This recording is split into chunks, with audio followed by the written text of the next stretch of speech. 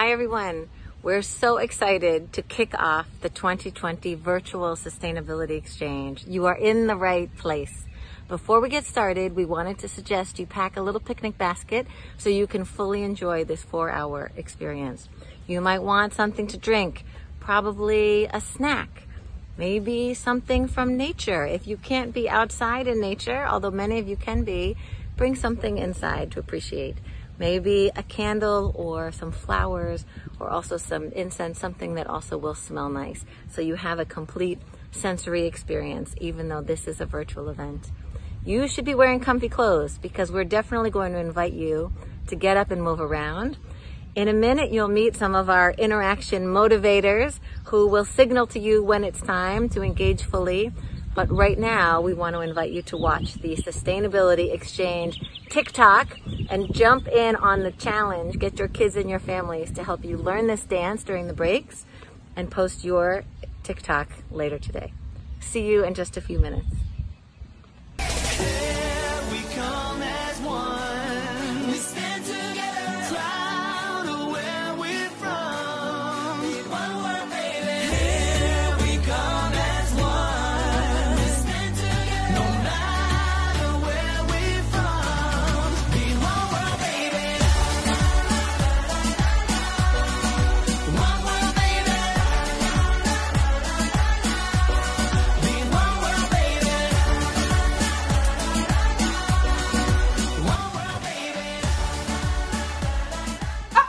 You caught me practicing my TikTok. Hi, I'm Taniqua Hay, and along with Michelle, we're part of IFC's Sustainable Infrastructure Advisory Team, and we'll be popping in and out throughout the event to keep you engaged in true sustainability exchange style and get real-time feedback. And so with that, we're going to warm up with a quick poll to help us understand who you are and where you're joining us from. So we're looking forward to your active participation. Now over to you, Michelle. Hi Taniqua, it's so good to see you. Thank you. My name is Michelle Jacome and I'm delighted to be able to share our program with you today. Please don't forget to post on your social media accounts using the hashtag IFC Exchange. We'll be sure to check in with you to see what's on your mind. Now, it is with great pleasure that I introduce to you the IFC Sustainability Exchange Global Art Showcase. Enjoy.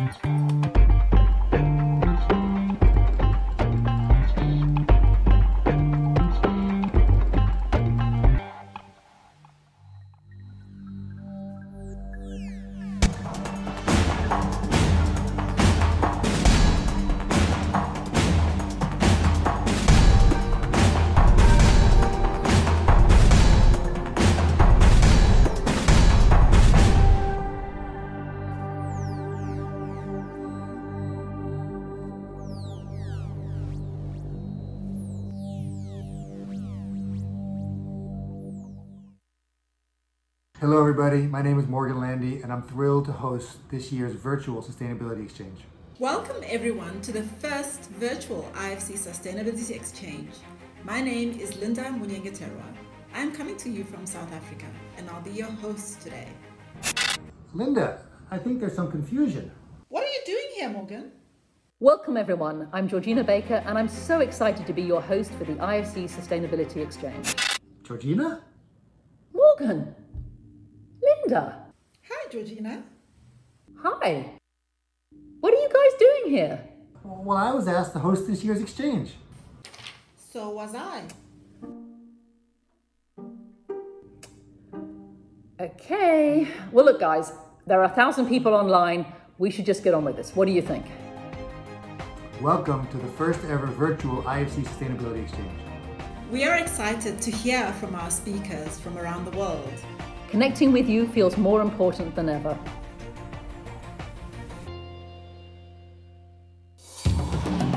Connecting is urgent because no one organization or company can solve the complexity of the problems we're facing today. Connecting is urgent. Connecting is urgent. Estar conectado é importante porque Connecting is urgent because Connecting is urgent because being connected is about helping you understand the pathways you can take to get to a new future. Être connecté est urgent. Kuja pamoja ni dharura manake. We are human beings. We're not supposed to be these like solitary, isolated creatures. Make we connect, they're very good. उज्यालो जीवनको लागि बिजुली बत्तीको जरुरी छ. Conectarnos es urgente. ¿Por qué? we depend on each other. Because we're all in this together. Adopting a business as usual approach is not enough. Connecting is urgent. Why is it so important? Because we live in one global village. If we don't innovate, we don't survive. Connections are the fundamentals of collaboration and sharing. Connecting is urgent because we can do this together and we should do this together. Connecting helps us make an impact, and when we connect, we can go further and change the world.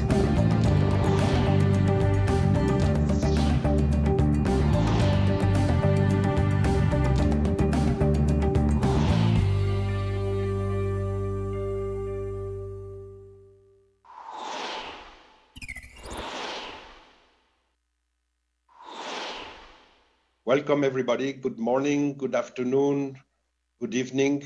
We are connecting across the globe for this Sustainability Exchange. And we do it virtually through and thanks to technology. But I want to remind everybody that we are part of the privileged that have access to this technology, and that a lot of other beings, human beings across the globe are not that lucky. We are the lucky ones, and we should use that to try to do something to fix the situation. I believe that the topic of connecting the unconnected, it's a great topic. It's urgent, it's fundamental, and we need to move. And we need to move now. We know that the needs in infrastructure, and let me zoom in on something that is close to my heart, sub-Saharan Africa. We know that the need is somewhere between 130 to 170 billion dollars of new infrastructure every year. And we know that only half of that is being delivered every year, which means the gap increases by half of the need every year. And 90% of that is public financed infrastructure. The small share of the private finance infrastructure has to grow, and has to grow very quickly in all sectors, because connection will be key, is key. And we talk about connection, telecom, when we talk about connection. But for me, it's much wider. Yes, we need to be connected through telecom, digital, but also to roads, to ports, to airports, to electricity. There will be no digital economy without electricity, but also to water. Clean water is essential. How do you tell people to wash their hands all the time if they don't have access to water? So for me, it's the whole infrastructure. There's a reason why it's called infrastructure. This is the base of the economy. We do expect that post-COVID, because governments will have to do a lot during this crisis, and that means less fiscal space after the crisis, more public debt, more public finance stress. We need to find private solutions. It was true before, it's going to be even more true after. But that means we need to think differently. When I say we, is the common we. We, IFC, we, our colleagues in the World Bank, we, the government, we, civil society, we, private sector, we, communities. We have to think differently. And that means we need to push for some reforms. So we need to think differently. We need to be more creative. We need to be upstream. We need ideas. And ideas, good ideas, come from everywhere. And that's why I am very happy to see that in your discussion, we include everyone, the private sector, our clients, our partners, local and central governments. They are critical. You cannot do infrastructure without government active participation. But also NGOs. I do believe that a lot of good ideas come from NGOs, and we can bring their ideas and make them bankable projects. And communities, very important. At the end, this is who we are trying to serve. It's about the human dignity, and work is a big part of human dignity, giving opportunities. And that means also being inclusive, not exclusive. That means being open-armed rather than closed fist. That means that our mission is to give an opportunity to all nationalities, all colors, all religions, all sexual orientation. We are a rainbow coalition. We have the privilege today to be joined by Graça Machel, who is a legend, and the founder of Graça Machel Foundation, and a very strong advocate for women and children.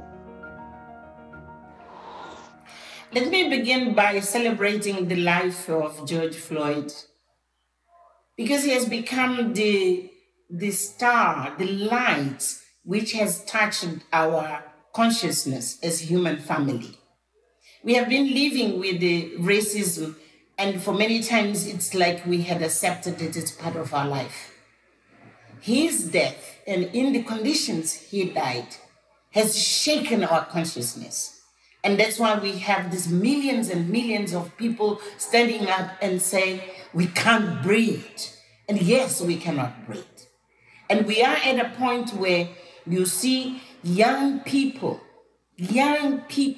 from all over the world leading these protests. My appeal is that young people go forward.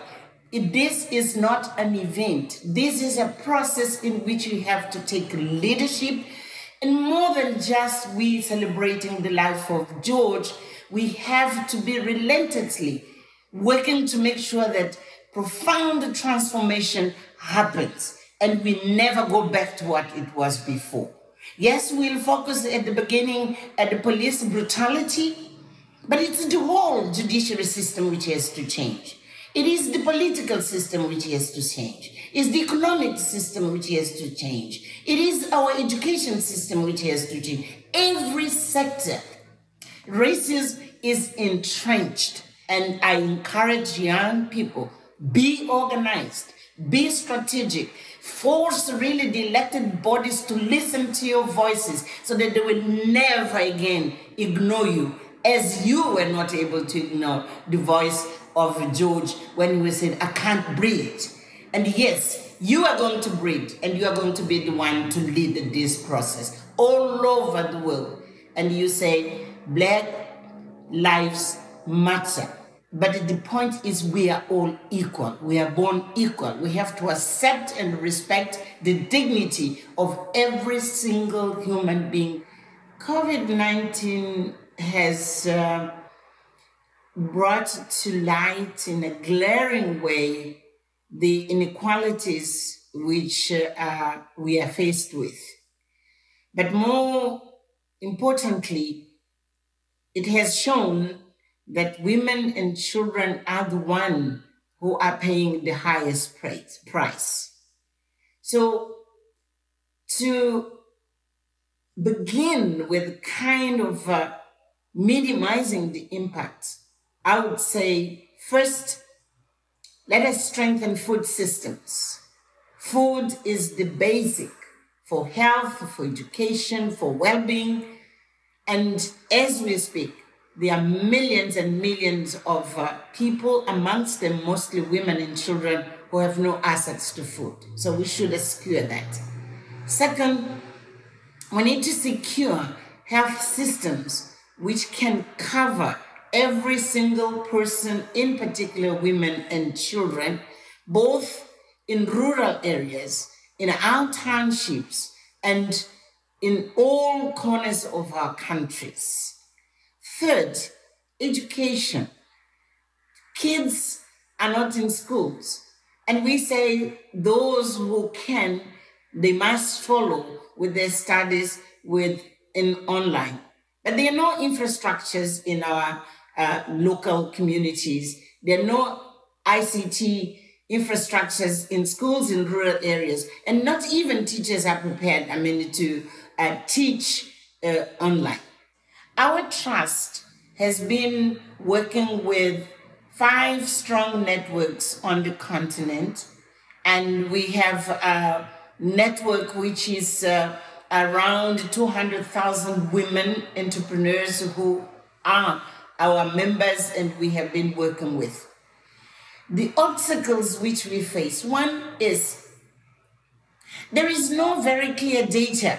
When we say women are the majority of owners and who run SMEs, for instance, we just say majority. What is majority? We need to have disaggregated data. There are no very clear policies which are targeting women in terms of enhancing the capacity to perform better with their businesses. That's why the Trust has been training women and giving them coaching, giving them even in sometimes when we can, we follow their steps to make sure that they graduate from micro to small to medium, and hopefully they will grow to the larger corporations. But we find also difficulties now, particularly with the world moving much more to digital world. Inclusion of women in digital financing is extremely important. Otherwise, women will be left out. And we have a network which is working to support women to get access to capital, to be able then to make their businesses grow, but also in a way that they are at the center of the decision making. So many times women are taken as numbers, but they are not numbers. They are energy, their expertise, their knowledge. They have to be at the center of the decisions when we plan, when we implement, when we evaluate, when we have shaping of policies. And this is not happening. Let's say also another example. Women in Africa are the ones really who produce food, who put the food on the table. But they don't have even land rights. We are aiming at having millions of adolescents flying like eagles. And we would like IFC and other partners to work with us to make this possible. This is a new chapter from which there's no going back. We can only go forward, and victory after victory, we are going to be looking up at you young people. And as I'm concerned, at my age, I begin to feel, yes, the struggles of yesterday now are bearing fruit. Take it up. Thank you very much. I'm very happy to introduce Mark Cutifani, who is the CEO of Anglo American and our partner in climate smart mining, our partner with IFC and the World Bank. Hello everyone, my name is Mark Cutifani. I'm the Chief Executive of Anglo American. COVID has changed our organisation as it's probably changed the world. But it hasn't changed our focus in terms of where we start with our purpose, which is reimagine mining to improve people's lives. It's really easy, I think, sometimes to talk about sustainability, to think about it in terms of how you can make a difference, connecting with your community and doing things differently, our regional collaboration, the new apps that we've developed on our computers, our We Care program, mental health, physical health, living with dignity, working with the local communities. Today, and over the last 10 weeks, our general managers, our department heads, people on the ground in our operations have had to live every moment of their working day connecting with community members. They can see where the water that we provide to that community goes and who uses it. They can see what a difference the power we provide makes to that community. They can see the infrastructure.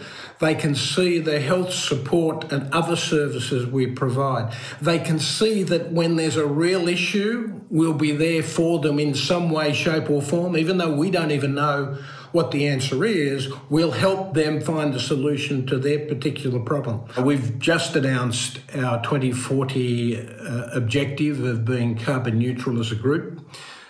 We see at least 8 of our operations being carbon neutral by 2030. And in both cases, what we want to do is try and open ourselves up and have people understand the steps we have to take to achieve those carbon neutral targets for those operations by 2030. And it also provides people with a sense of how we get there by 2040, given we've got a different set of problems or issues that we're working on. They become opportunities, quite frankly, in terms of getting to 2040.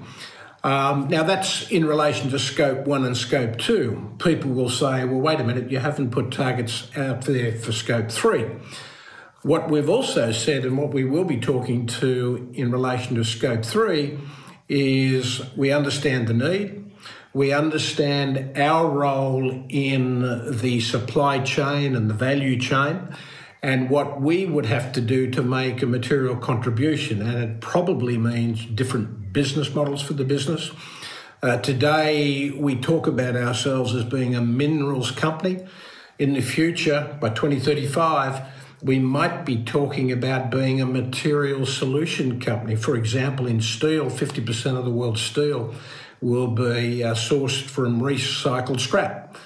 Should we be in that business? Copper, maybe we think about helping people use more copper, make it more competitive. Maybe we keep the copper and charge a hiring fee, and we'll take that copper back, recycle, and find a new home for that copper in the future. We don't know what those answers are, and in that context, it doesn't make sense to set targets until you've got your pathways starting to emerge and come out pretty clearly.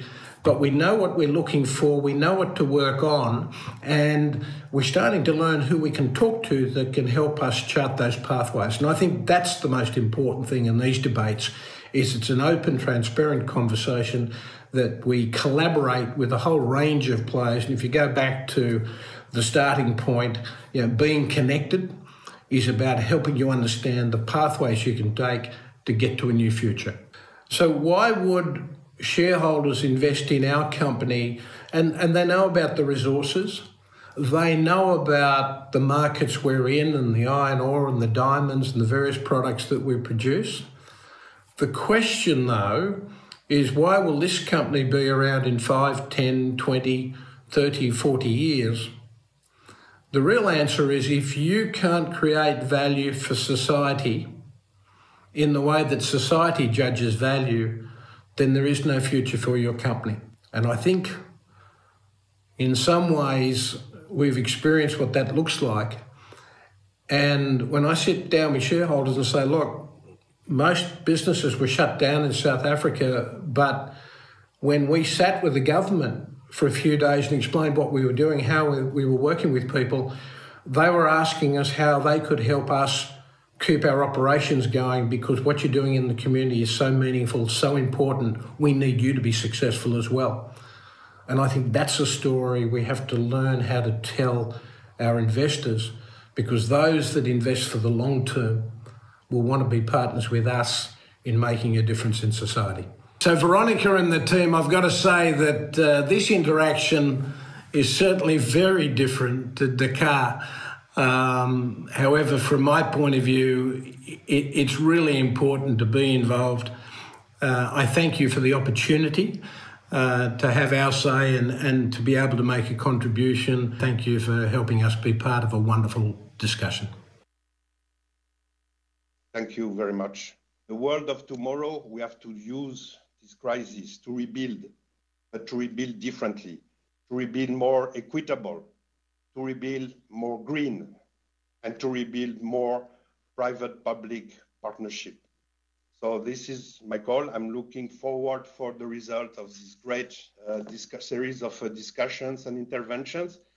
And I'm going to ask my staff to see how we can bring those discussions from thoughts or observations or comments into practical projects on the ground that will help connect people and have a great discussion. Thank you.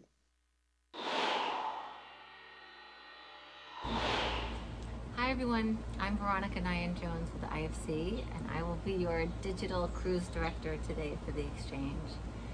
It's been really cathartic to pull together this exchange focused on connecting. We've all been separated from families and friends and colleagues, and yet in some ways I feel more connected emotionally to many of you across contexts and countries. It started, of course, with COVID-19, this traumatic experience around the globe, but a shared experience in a way that we don't always have at the same time. And then most recently, of course, we're hearing the urgent cries for racial justice and equality reverberating around the US, but also all around the world. So we're brought together, we're connected by our values and our humanity and this quest for impact and change. As Fonseca, the talented Colombian singer, will remind us later, what's most important at this time is that we take care of each other. So what should you expect today from the exchange? Well, of course, we'll miss the human interaction that it's come to be known for, but doing it virtually has allowed us to bring together more diverse voices and to be able to include a much broader range of people in the community participating in this. So we're grateful for that. There may be some surprises today. We've planned some for you. There might be some unplanned surprises, hopefully not too many of those, but we will roll with it certainly. The exchange will run for 4 hours instead of 2 days like usual. We promise to try and keep it lively and give you some breaks, so look out for those. So for you to participate, we're gonna really try and push the boundaries of interactivity here. So we're going to test the limits. We are going to have everything you need essentially to engage is all housed in this one web space, so you don't have to travel. First, there'll be the constant YouTube live chat that's going on, I think on one side of me or the other. And in addition to that, we encourage you to use social media to share your opinions and reverberate, your perspective. Please use the hashtag IFCExchange.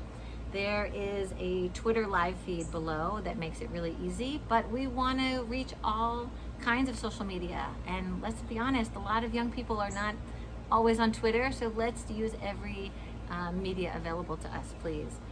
Sometimes we'll do some polling because we want to gather your opinions and perspectives. Look out for those. And around 10:40, we will try and break this huge, large family into some smaller, intimate virtual breakout groups. If you scroll down below and see the agenda, you'll see the topics for those, and the way that you can get into the breakout group that you're most interested in. So now I have this, I can't forget to say that because we are connecting so many people, some folks might have bandwidth issues, something might stall or get cut off. Rest assured, this will be here for you to come back to, so we want to make sure you can experience the whole thing. And also, if you're struggling for any technical reason, as I often do, in the chat below, just type in whatever's going on and we will do our very best to help you through it. So now it's actually time to meet one of our first groups of artists. So they're over in Kenya. We're so excited because we were able to get this very talented group to produce a mural that is really about the theme of the exchange. I can't wait to take you to check in with them. Let's go over there now. But by the way, while we're going there and coming back, I might grab some tea or coffee, and you're welcome to do the same. Thanks. Hi Veronica, hi IFC. I'm super excited to be here in Mombasa, Kenya, and to introduce to you our artists who are going to be working on the piece for today. So just want to let them say hello. Hi, my name is Moha. I represent Mombasa, Kenya. I'm so proud today I'm here to do the pillars of people of the culture. I mean graffiti, music and dancing at the same time. I'm so excited. Karibu Mombasa. Jambo Kenya, Jambo Worldwide. My name is Teddy Shakes from Mombasa, Kenya. We are about to do a graffiti about create and connect. Peace worldwide. Welcome. Karibu tena. Habari, I'm Jonari. It's about create and connect. We are here today to paint, and stay tuned and see what we're going to do today. Thank you. Hi guys, Nuru Bahati. So nice to be here. Stay blessed. Thank you. Habari, assalamu alaikum. My name is Akesi Kalamoto Kiumbe, the state name ANC.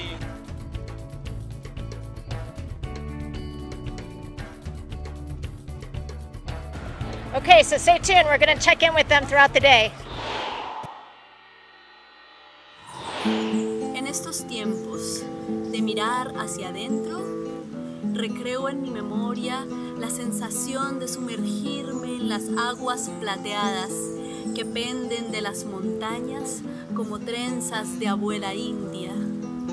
Y respiro el aroma floral de las nubes rojas que descienden en el horizonte. Observo mis manos y cascadas de los Andes bajan por las líneas de mis palmas. Pero, ¿cómo atraigo la sensación volcánica y palpitante de la hoguera que se enaltece en nuestros corazones cuando nos abrazamos? ¿Cómo podría viajar en la mirada de cosmos de mi abuelo ahora que estamos lejos? ¿Qué le diré a mis dedos cuando empiecen a difuminarse en el olvido de no tocarse con otras manos? Respiro, miro hacia adentro de nuevo y de repente las líneas brotando en mi libreta me dan la respuesta. Las palabras. Las palabras, unas tras otras, se tejen y sus hilos luminosos nos acercan, nos conectan suavemente. En estos tiempos de distancia, la palabra es portal que une a todas las almas. Con un texto, con una llamada, el espíritu puede suspenderse en el aire, puede encontrar de nuevo su calma.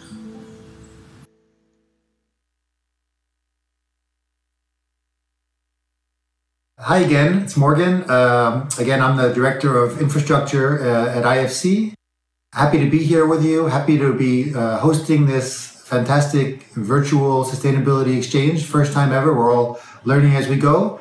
And you're catching me recording from my kitchen in Washington, D.C., where I'm locked down with my wife and two college-age boys who are home from college finishing up their work right now. I'm really thrilled to introduce three of our clients from IFC from across different regions, across different businesses, to have a virtual fireside chat with us. And our clients really are at the center of all we do. And for me, it's super important that we hear from them. So Tanya, Lanre, Asiata, thanks so much for making the time. And please, if I could ask them each to introduce themselves. Okay, I am Tania Ortiz Mena. I am Chief Executive Officer of Yenova. Yenova is a Mexican company that develops energy infrastructure. I am in Mexico City with my husband, 3 teenage children, 2 dogs. We've been here for 11 weeks. Yes, my name is Larry Colade. I am the CEO, the group CEO of C-Squared. C-Squared is involved in broadband fiber infrastructure, a Pan-African company. We are in 4 countries, in Liberia, Ghana, Uganda, and Kenya, and our ambition is to fiberize Africa. So we are going to all the 54 African countries. I'm at home here right now with my lovely wife and daughter. My son, unfortunately, is not here. He's in school in the States. So he's locked down there while we have been here since the 13th of March, actually. And it's getting a bit boring. But it's life, and we're alive, so we're grateful. My name is Aissata Beavogi. I am specialized in the exploitation of bauxite in Guinea. I am currently confined in Conakry, the capital of Guinea, with my 2 children, a boy and a girl, Mohammed and Mia. And actually, one side of the corona has been a blessing to my family, and especially for women in general, because as a woman, I no longer have to choose between work and family. Because it's combined. So Tania, maybe I'll start with you. Can you please share with us how COVID's playing out in Mexico and how you see it influencing Enova's operations and relationships with governments, clients, employees, and communities? Mexico is a diverse and complex country, and COVID, like in many other countries in the world, has been challenging in Mexico. We have presence in a big portion of our country, and we've always placed a lot of focus in engaging with our stakeholders. Sustainability is part of our DNA, it's part of our culture, and we've been focusing on very basic needs, such as providing food to some of our communities. Of course, we have been also supporting with medical supplies and equipment, but more importantly, we have been providing free gas service to the hospitals and clinics that are looking after COVID patients. So we are very, very much engaged with our communities. These are difficult times, but also very uncertain times. I don't think we've ever, at least in my generation, been through a situation like the one that we're living in. So our priorities are, of course, first and foremost, the health and well-being of our employees, maintaining the continuity of our operations. And finally, we do have an aggressive investment plan going forward. So the key here is discipline, maintaining liquidity, maintaining a strong balance sheet to ensure that we can navigate through these difficult times. And we've established many years ago a strategic relationship with IFC that's reflected today, for example, in IFC's first green loan in Mexico, which is obviously allowing us to focus on the long term and ensure that we can be able to continue to provide services and grow our company. So Namre, maybe a question for you. Obviously, C-Squared is a super important provider of technology at this time when the whole world is really relying more and more on broadband and internet and access to technology to keep us all connected. How do you see COVID shifting what you guys do in your business and what your customers and clients and communities are really asking for? Thank you very much. I think it's actually twofold. We are finding the opportunities because it's actually very clear right now to the stakeholders that digital inclusion is very, very important to everybody. Connectivity on the continent is very, very low. I'm currently in Lagos right now, and I know that broadband penetration in Nigeria alone is just 30% of 200 million people. That's to show that, look, it is not near where it should be. But even with the pandemic, what has happened is a lot of the governments on the continent have seen telecoms to be a critical infrastructure, okay? So connectivity has been very, very important, and in terms of what we want to do in our fiberizing Africa strategy, we are aggressively doing more investments right now because of that tendency that everybody has seen for the need to be connected. We are having this call right now remotely because that's the easiest way to do it, and without connectivity we won't be able to do it.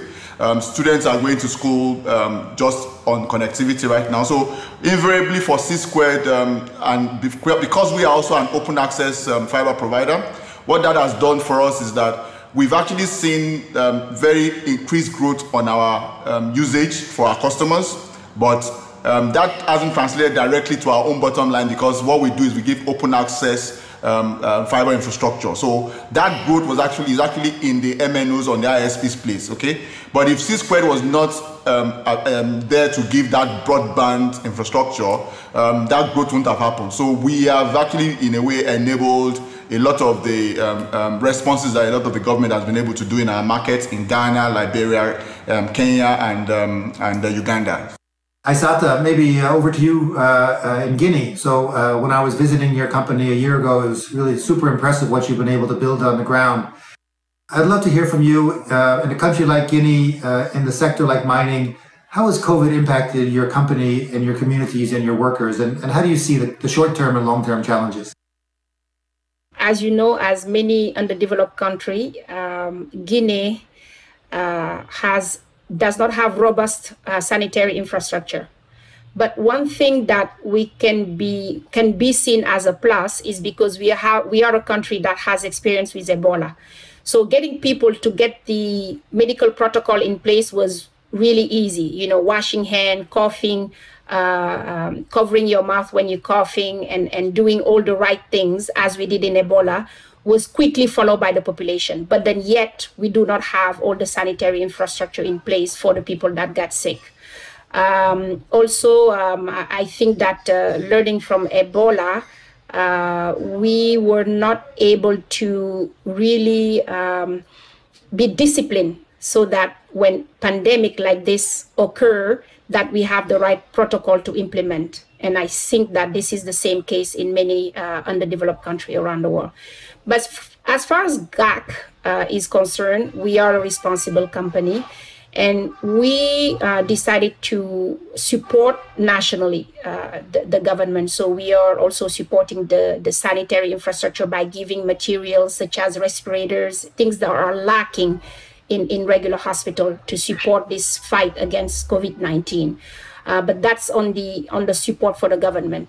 When it comes to communities, we started to implement social entrepreneurship. Instead of buying everything that we need when it comes to soap and mask and sanitary kit, we decided to have it produced by the communities impacted by our project. So Tanya, if I could turn back to you in Mexico. We understand you've made a number of changes to how you deal with your workforce and your employees during the current pandemic.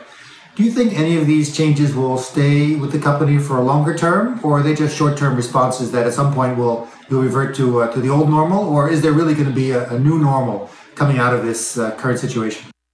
In Mexico, we were one of the very first companies to put together a plan to act on the contingency, because Mexico was lagging a little bit behind in the contagion curve. But very, very early on, 2/3 of our employees started doing home office. And of course, thanks to technology, we've been able to work with no disruptions. But we do operate a lot of facilities, power plants, pipelines, terminals, and in those facilities, of course, we need the employees to be on site. So in those cases, we place special filters where our employees are checked every single day. And every night, I receive a report about the health of our 1,600 employees in Mexico.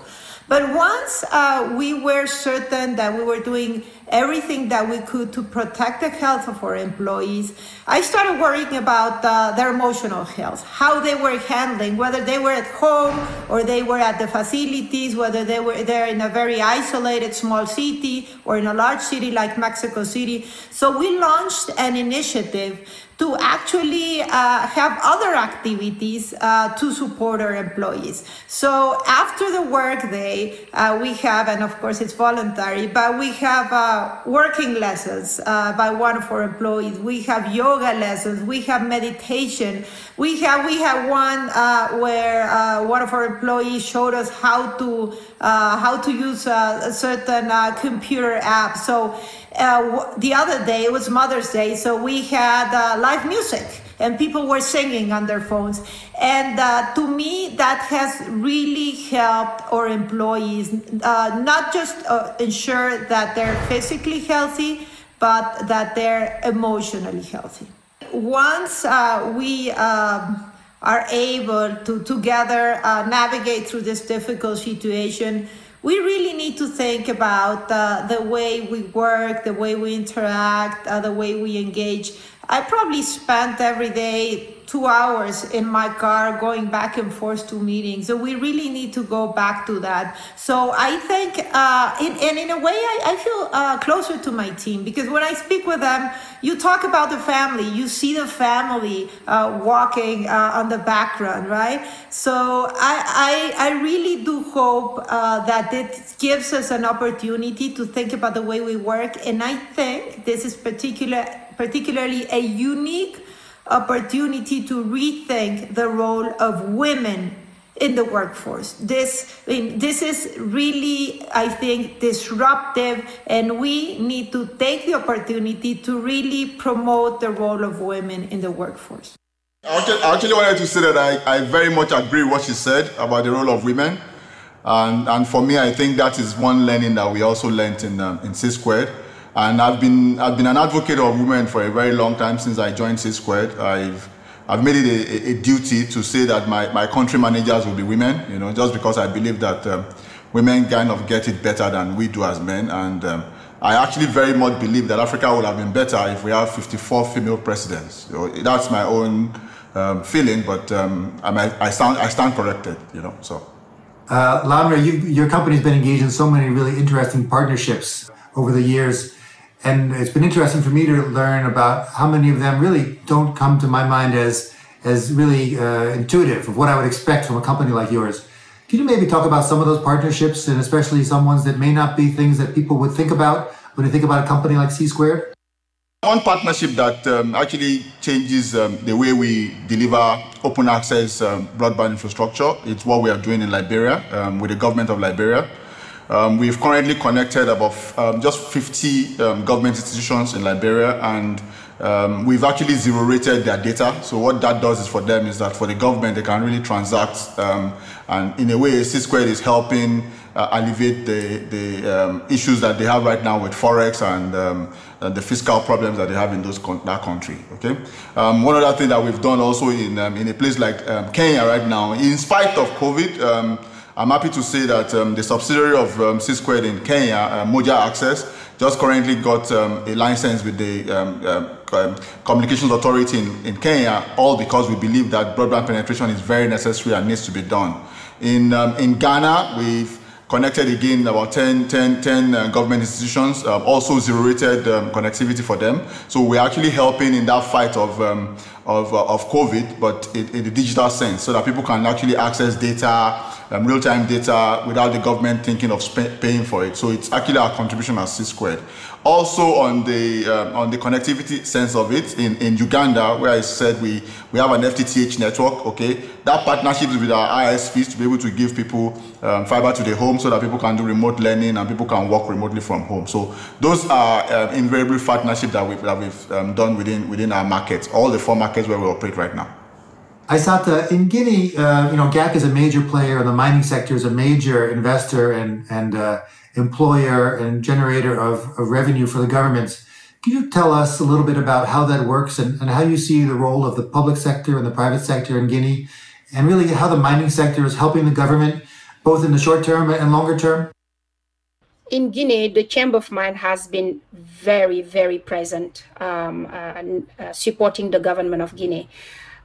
We have some mining companies that have facility with because they own planes, so it's easier for them to bring in all the equipment needed for the hospital, such as respirators and testing kits, you know, faster than the country themselves try to order those equipments. So we have been there to tell them that we have the capability to help them on the logistics side. We also are having a lot of meetings to help them navigate through this pandemic. You know, we're talking about now having an emergency response, but also helping the government to start thinking about the economic, restart of the economy of the country, because now we are in emergency, but also we have to think about ways of how to restart the economy. So we have been having a lot of meetings with them and seeing how the private sector and especially the mining companies can support them in achieving that. I'd like to now just ask you to ask each other a couple of questions. You know, what's on your mind? What would you like to know from Mexico, from Nigeria, from Guinea? And what is something that's on your mind for the other panelists? With this increased connectivity through technology and communication, of course, we're seeing increased globalization. But do you see the outcome as a world that's more connected?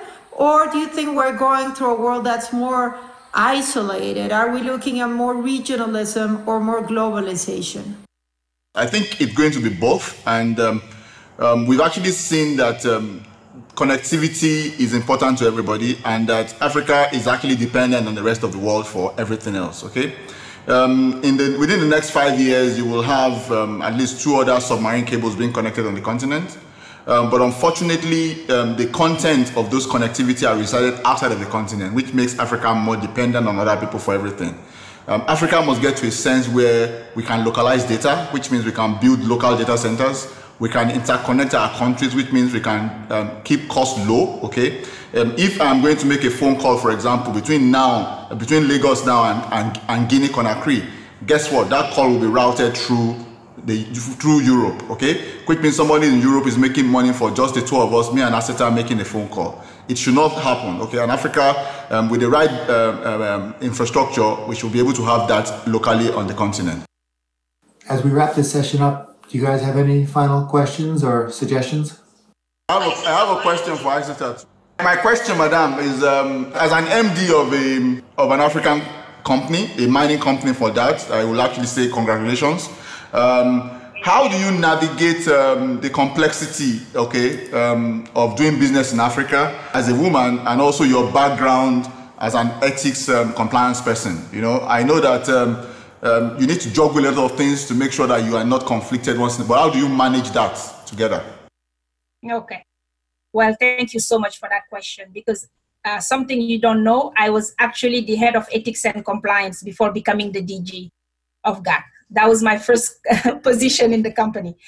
But you're right. I mean, West Africa is known, not only West Africa, but a lot of countries known for, high rate of corruption. So what we did was, my company has this, I call it an amazing mix. We are a Guinean company, but 100% owned by Emirate Global Alumina, which is an entity based in Dubai. So to navigate the ethics and compliance issues in the country is that we leverage our diplomatic resources. So instead of us as one company facing the government and having to bend the rules and avoid bending the rules, we use the relationship that the government of UAE has with the government of Guinea, so that we will not have to face the government of Guinea as a company alone. So I have a question for each one of you, and maybe I could ask each of you to speak in turn. How do you see your company's role, and what do you expect from others around you? What's the call to action? My call to action is that in Mexico, we all need to work together. Mexico has been very fragmented recently, and we need to understand that we're all in this journey together, and we need to have a shared vision of our country and move together in that direction. My call to action is actually to the entire African continent, and it's obvious right now that digital disenfranchisement is a form of poverty in its own, okay? And Poverty is not only when you're hungry. Poverty is when you can't access knowledge. And the basic problem that we have in Africa right now is that our people don't know what to do. And the only way they can do that and know it is how do we get access to the internet. It's the biggest library in the whole world. Africa, the time is now. We need to do it now. This pandemic has opened our eyes to a lot of things. We are in trouble if we don't move forward. Thank you very much.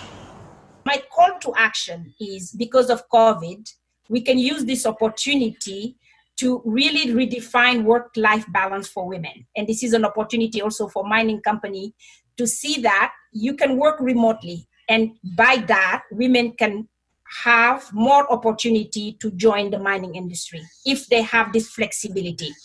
COVID has shown that. So guys, I want to thank you so much. It's been really fantastic to have this conversation. The perspectives you each bring really is super interesting and different. And I want to thank you for all you do. I want to thank you for spending the time sharing your ideas with us. And thank you for your ongoing partnership with IFC. We really value your partnership and you as a client and as a partner. And we look forward to continuing to work together very closely. I know we're all working from home with our families. Let's see who's around, if any of our family members might join us and just say hi to the audience. Hi. I'm chatting with you. Yeah.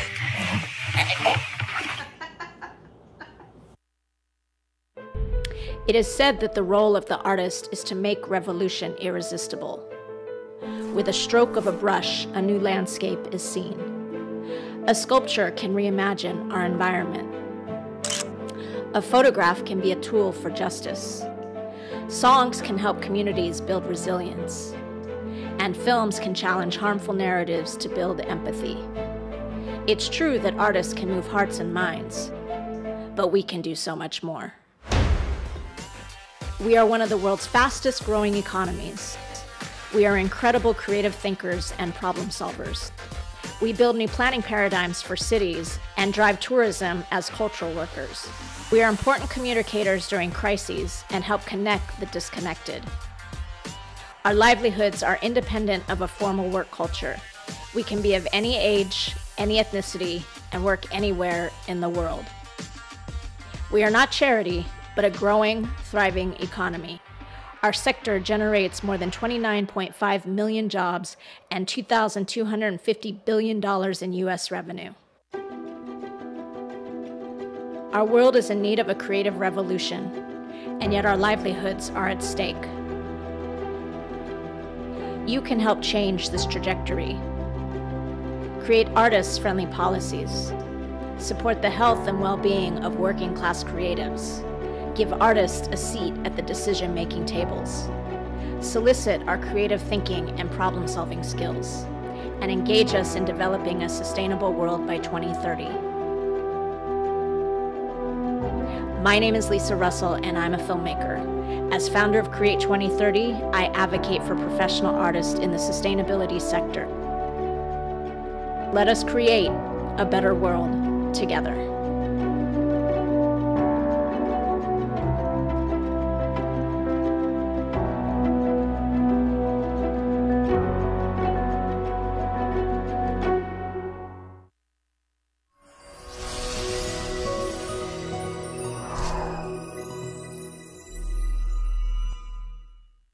Hey everybody, my name is Fonseca and we're very happy to be here. Thank you for the invitation for the World Bank with our Fundación Gratitud. We're so happy to the IFC Sustainability Exchange. Thank you so much for having us here.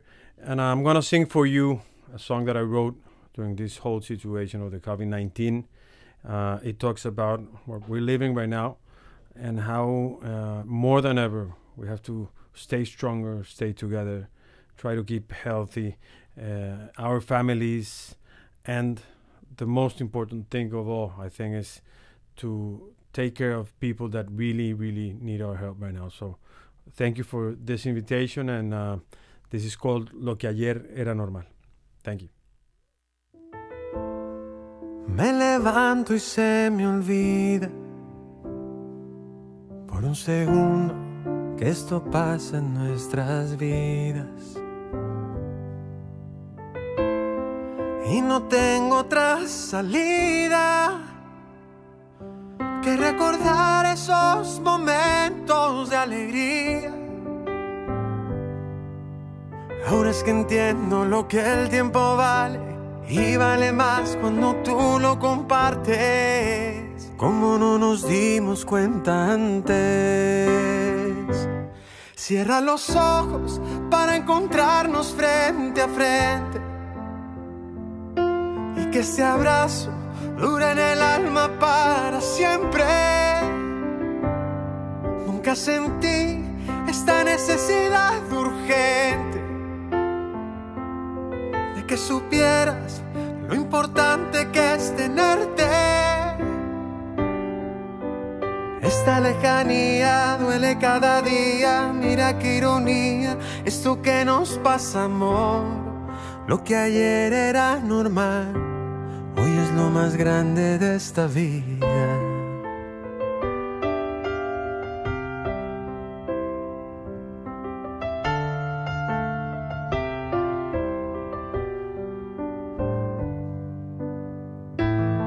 A Dios le pido de rodillas todas las noches que nos proteja y nos bendiga. Y cuando yo vuelva a abrazarte, te lo prometo, mi corazón no va a soltarte. Ahora es que entiendo lo que el tiempo vale, y vale más cuando tú lo compartes. Como no nos dimos cuenta antes. Cierra los ojos para encontrarnos frente a frente, y que este abrazo dure en el alma para siempre. Nunca sentí esta necesidad urgente de que supieras lo importante que es tenerte. Esta lejanía duele cada día, mira qué ironía, esto que nos pasa, amor. Lo que ayer era normal, hoy es lo más grande de esta vida. Te prometo que esto que hay entre tú y yo, ahora más que nunca es mi tesoro. Por si se te olvida, yo te adoro. Cierra los ojos para encontrarnos frente a frente, y que este abrazo dure en el alma para siempre. Nunca sentí esta necesidad urgente de que supieras lo importante que es tenerte. Esta lejanía duele cada día, mira qué ironía, esto que nos pasa, amor. Lo que ayer era normal,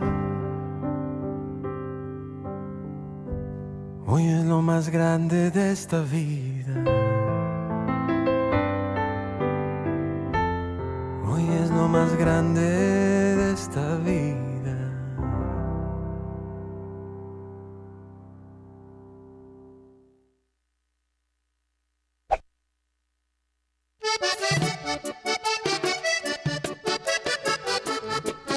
Hi there!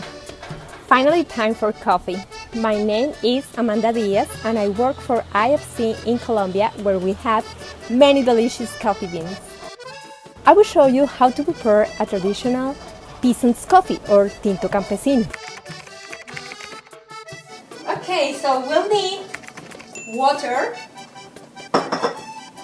panela, cinnamon sticks, and cloves.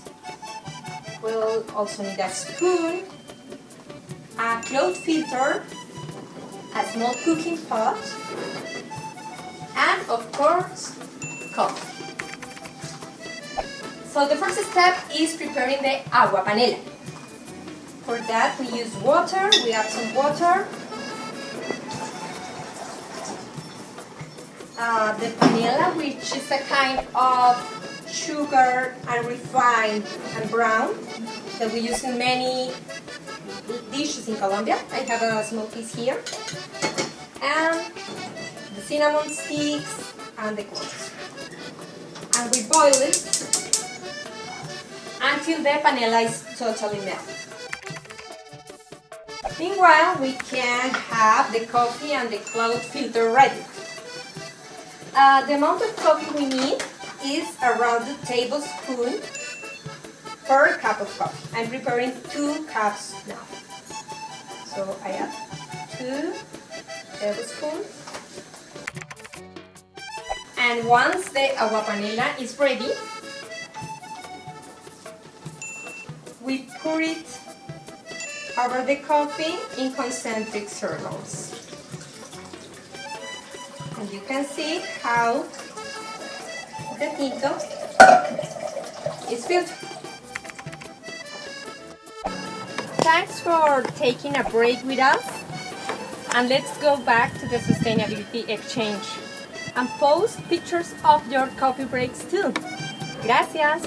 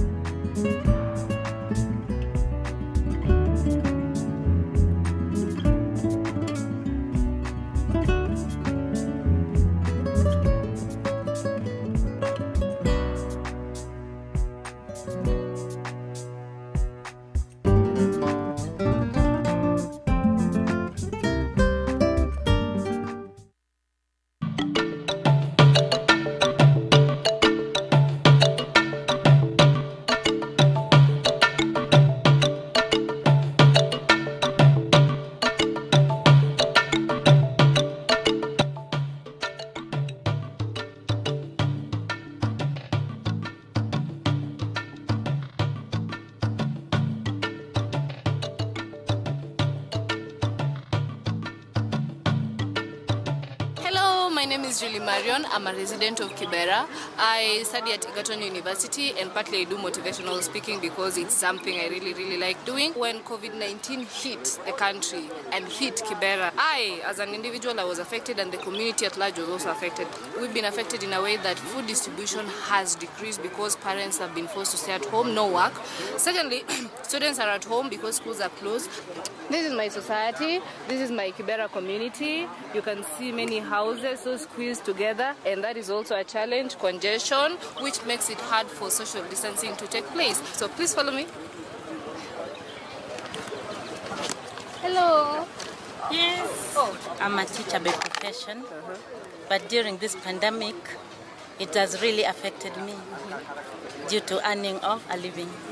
Yeah, so I'm now selling mandazis.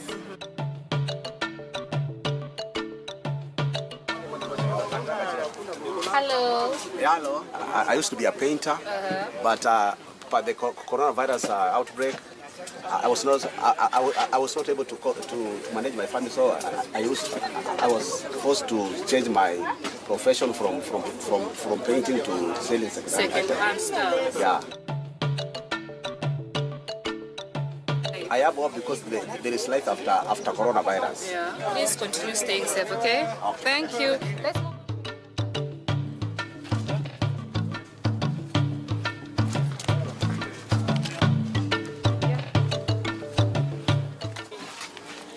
This is what Corona is doing to everyone here. It has changed the way of life here. So you find that someone was doing something, now she has to do something else just to survive.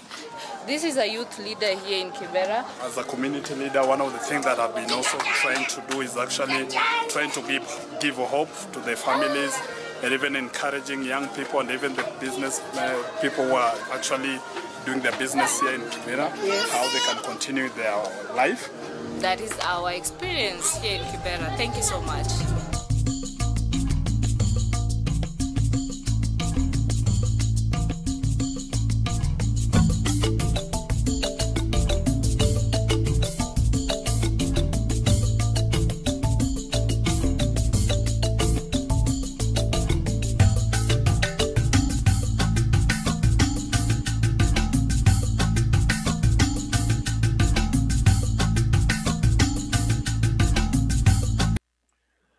Hello friends, I'm Pablo Suarez, a researcher at Boston University, among other things, and this portion of the Sustainability Exchange is dedicated to the issue of cities, those vibrant places where innovations often emerge. In a moment, we'll listen to a couple more presentations, but now the IFC has proposed to infuse this session with something new, humor.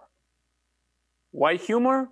Well, I'll explain soon after you hear the speakers, but in short, we will enrich this session with the creative talents of two renowned cartoon artists who are best known for their work with the New Yorker magazine. Very soon, they will create new cartoons in collaboration with you. Our shared goal, to help understand and address the challenges of cities through visual humor. Right after this, the mayor of Izmir will join for a live Q&A, so please type your questions in the chat box during this session, and he will answer some of them. We'll meet again in a bit. Now over to a question from Turkey. Hello, it's Cemre from Turkey. From the very beginning, we are witnessing that strong local leadership makes a difference in the battle against coronavirus. So, during a global health crisis, what are the characteristics of good governance ensured by mayors, and what are the lessons to be taken from their practices that encourage a society to become more resilient? Hello, I'm Georgina Baker, Vice President for Latin America and the Caribbean, as well as Europe and Central Asia. I'm pleased to be joining you from Washington, D.C., where I've been on lockdown with my husband and my cat. We had planned to host you in Vienna for the 2020 exchange, but we've had to adapt to our new reality. So it's great to connect digitally, and thanks for tuning in. As places of both extreme connection and disconnection, cities are heavily influenced by the political and social economic factors. They are, after all, centers of productivity and innovation, generating over 80% of global GDP. When we manage urbanization in smart ways, we unleash major opportunities in emerging markets to lift people out of poverty, to improve the quality of life, and create economies of scale that make connectivity and business easier. However, when cities are not managed well, they are vulnerable to floods, pandemics, traffic, and slums. How we manage cities today will, in large part, determine the world we create for tomorrow. And today, more than half of us globally live in urban areas. That figure is expected to rise by 60% by 2030. Cities consume over 2/3 of the world's energy and account for more than 70% of global carbon dioxide emissions. and that makes them crucial to any effort to limit global warming. In fact, the concentration of people and infrastructure makes cities particularly vulnerable to climate change. Cities today are also on the front lines of coronavirus. We are working closely with them to manage shocks and rebuild better. I have the honour of introducing you to some courageous and tireless city leaders who are facing these challenges. Even before COVID-19, many communities around the world felt discontent and disconnect. Recovering and rebuilding from COVID-19 gives us a collective way for a more equitable and inclusive development, and these city champions are guiding the way. One such champion and our first guest is the incomparable Mayor of Izmir, Turkey. Welcome, Mr. Mayor.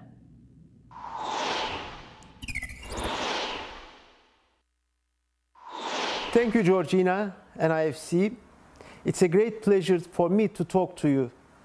The year 2020 has brought the biggest global health emergency in recent history. Along with the global warming and losses of biodiversity, the COVID-19 have serious threatening effects on sustainable development. It has extraordinary economic and social impacts, but also it exacerbates existing vulnerabilities. These threats hit worst the poorest and vulnerable part of the population. We learned a lot from the pandemic. The outbreak was unprecedented. The circumstances were dynamic. It kept evolving and changing so fast. The threats required resources beyond our capacity. That is why we decided to change the regular modality of carrying out municipal operations and services. Izmir switched into the crisis municipalism to fight against the pandemic.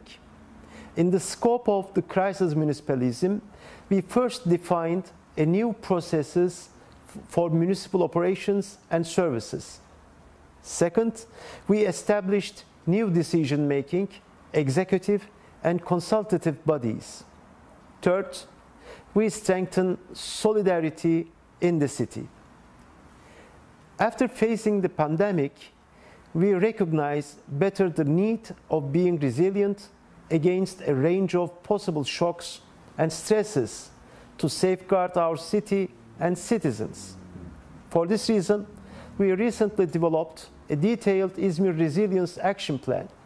We understand that investing in urban resilience is key to achieving sustainable urban development and reducing the rate of urban poverty.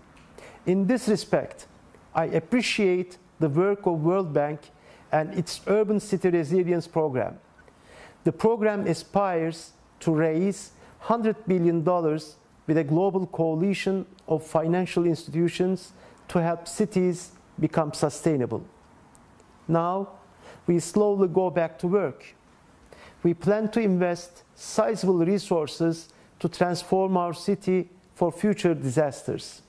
However, we are still to know what the exact consequences of the crisis will be in economic and social terms.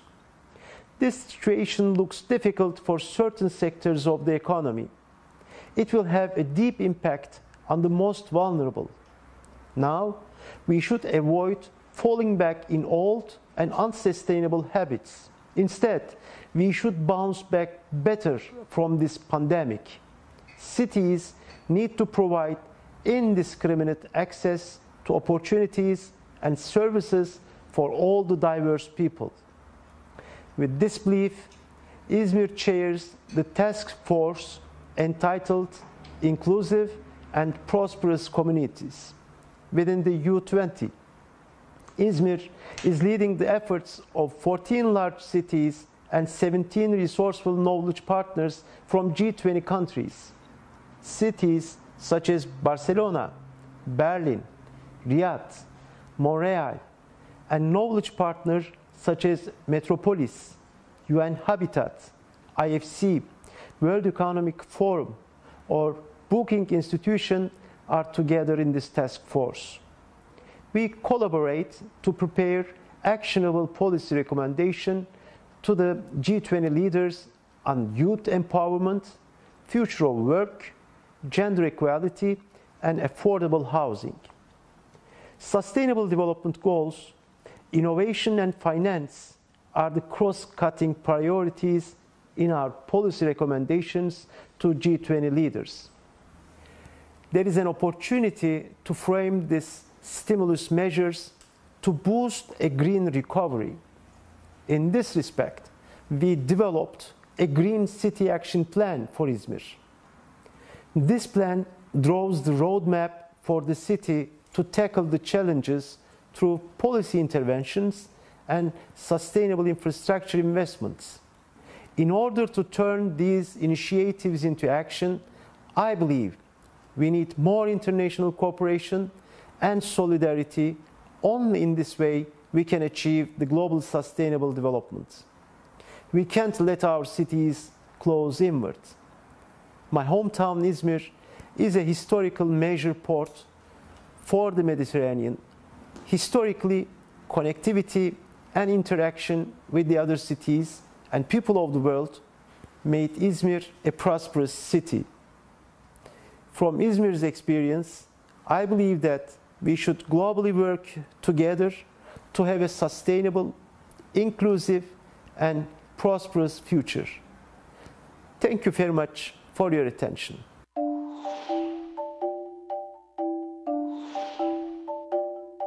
Bogota is an urban agglomeration of almost 9 million people, based on an economy that have a lot of services, many of which depend on human interactions, like restaurants, hotels, creative industries, etc.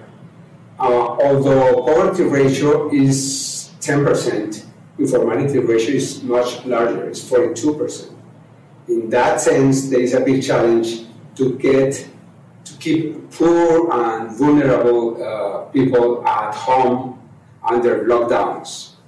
For that reason, and to support these vulnerable and poor households, in the government, local government, we developed a system of monetary transfers, including cash, vouchers, and other species, supporting species to help these vulnerable and poor households. The main challenge is transport infrastructure.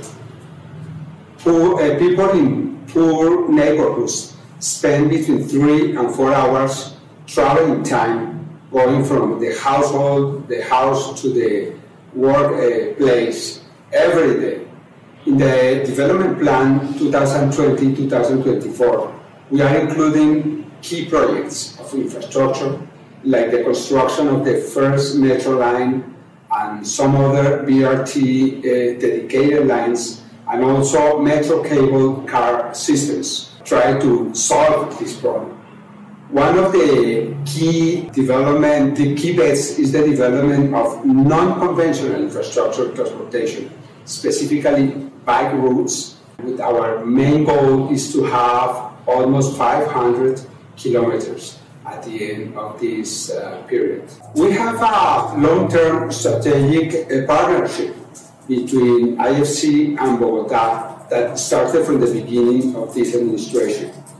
IFC can give us both financial help and technical assistance in COVID-related issues. Bogota, as any other city in the world, has been hit by this emergency, by this COVID emergency. Incomes from taxes, for example, were quite affected.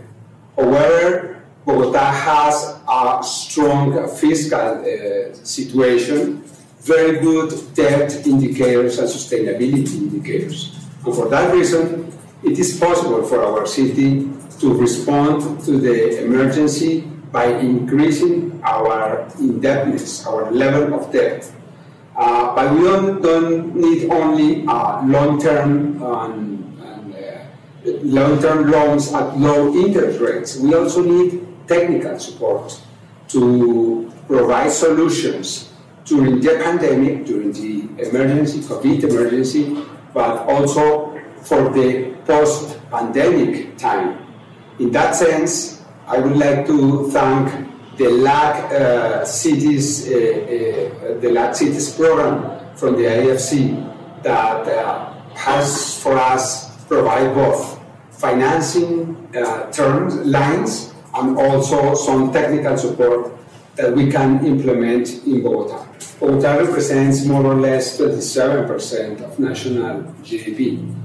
The main creative force of the private sector in Colombia, in a large extent, is established in Bogota. It would be impossible to build a resilient city without norms, without good governance, without citizen participation, but also without a financial and planning force from the private sector.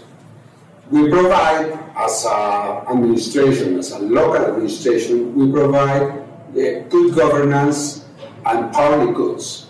And we think that it should leverage the efforts, ideas, and resources from the private sector to build a resilient city and also a resilient region.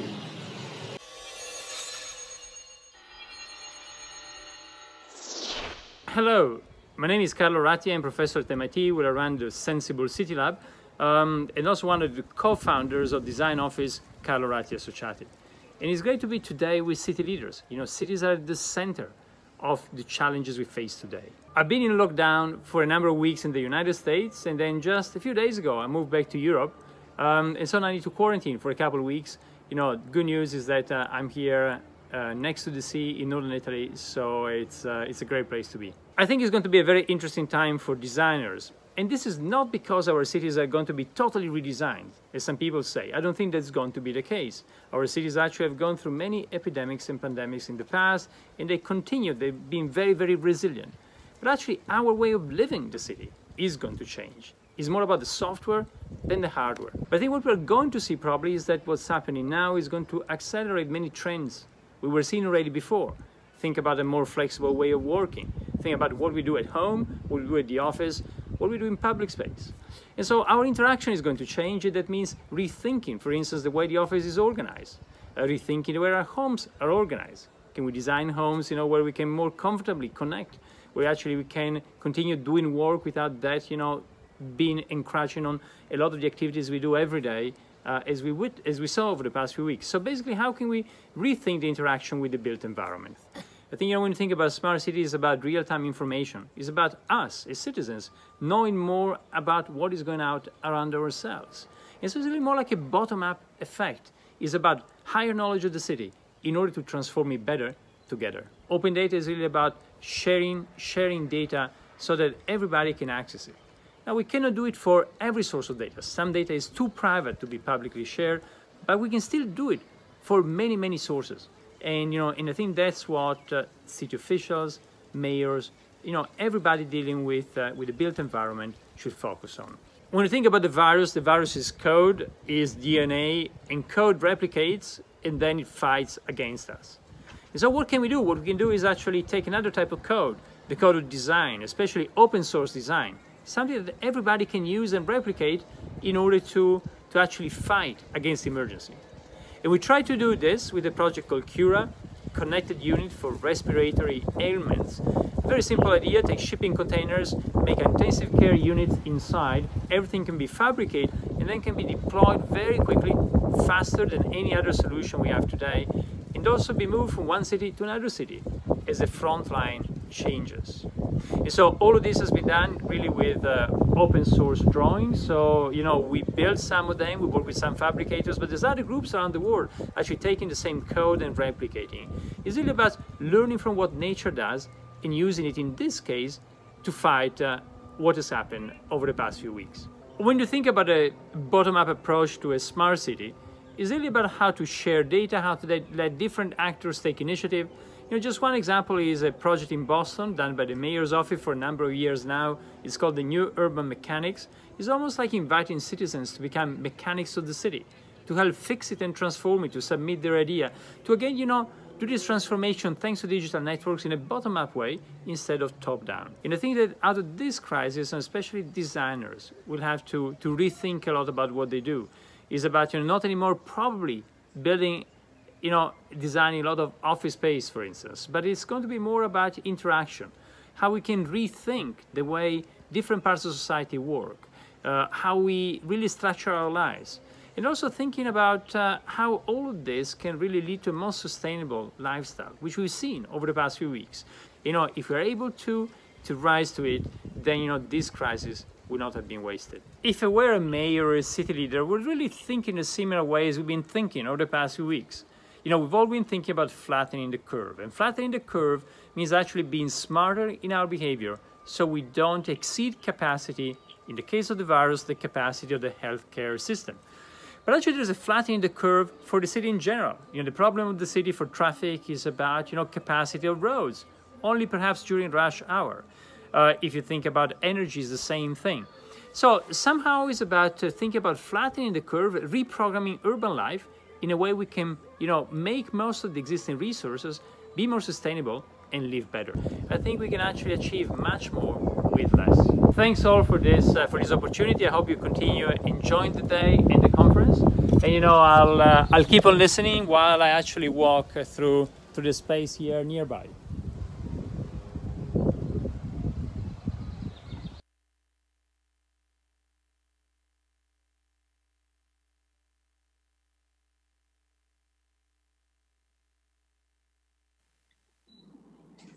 Hello, I am Alan Morrison and I'm a program manager at IFC. Mr. Mayor, it's really a pleasure to have you with us. Delighted to have this Q&A with you. Thank you so much for the invitation. It's a pleasure for me to be with you. Thank you. Let's get to know you a little bit with a quick game of this or that. Are you ready? Sure. Summer or winter? Spring. Okay. The quality of life standards between people in front of nature. TV or a book? Book. It also provokes more inspiration and creativity. Absolutely. Star Wars or The Martian? Star Wars. I hope he doesn't hear, but...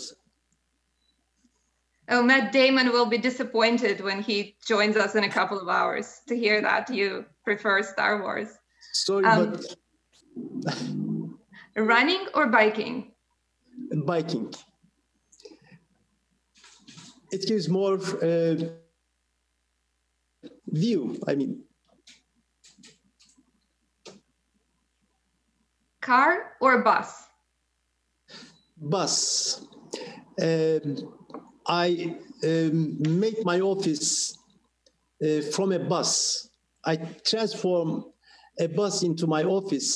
So I visited the city neighborhoods with my bus, which means with my office, and gives me time and mobility and touch more people.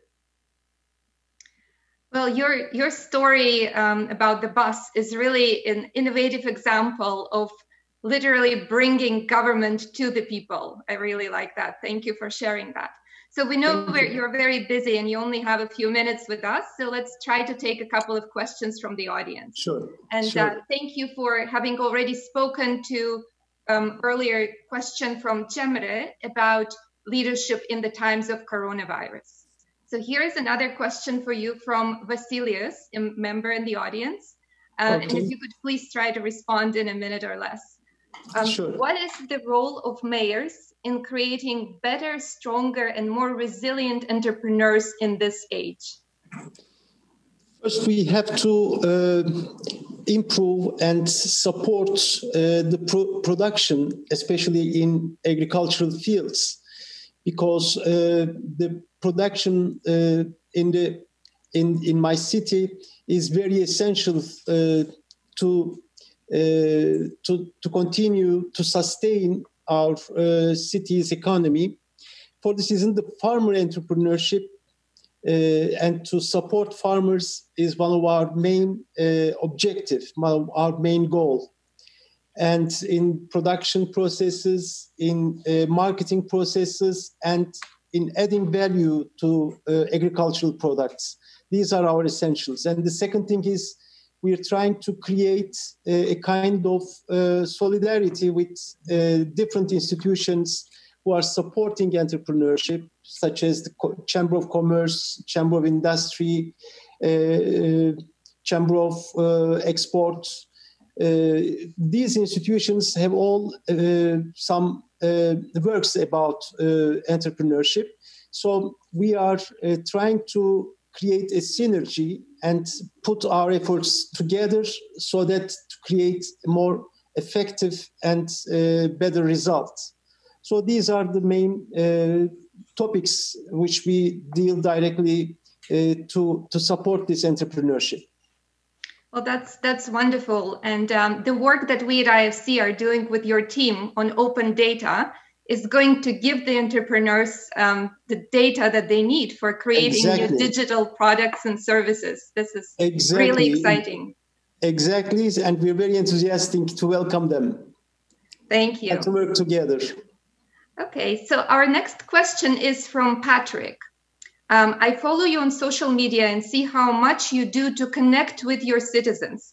You even personally deliver food door to door to those in need. How do you connect and why is it important to you? Municipalities are the closest public institutions to the people. People need to see their municipality, especially in bad times. So what I'm trying to do is to touch them and to let them understand that we are with them, we are together, and we are trying to solve their problems. Because the worst thing is that for the people is not to know what's going on, what will happen to them. So if they see and if they hear that we are together with them and we are doing our best, then they feel satisfied and they feel better. At least the effects of this pandemic decreases. So connecting the people and being together with them is one of my most important duties, I suppose. For this reason, I do my best to go them and listen them and touch them and do my best. You mentioned the pandemic. The world is going through unprecedented times. What does sustainability mean to you in the times like now? Do you remember there was a big summit about the climate change in 1915 in Paris? And this climate summit finally decided to decrease the global warming of the world 2 degrees below. And for this reason, they created a huge budget. This means that if the world is warming, then it's getting sick. Because we know us as a human, I mean, we live healthy if we have a temperature of 37 degrees. But if it goes up 1 degree, then we become sick. This means that the world should be in health if we want to be in health. So the main thing is that as being part of this big planet and not to be a supreme power of this planet, we have to take care of the health of our planet. If it's sick, we cannot be healthy. So what I'm trying to do best is to be in solidarity with all those parties of this big body, the planets. So we need our experiences, we need our failures, we need our successes to hear from each other.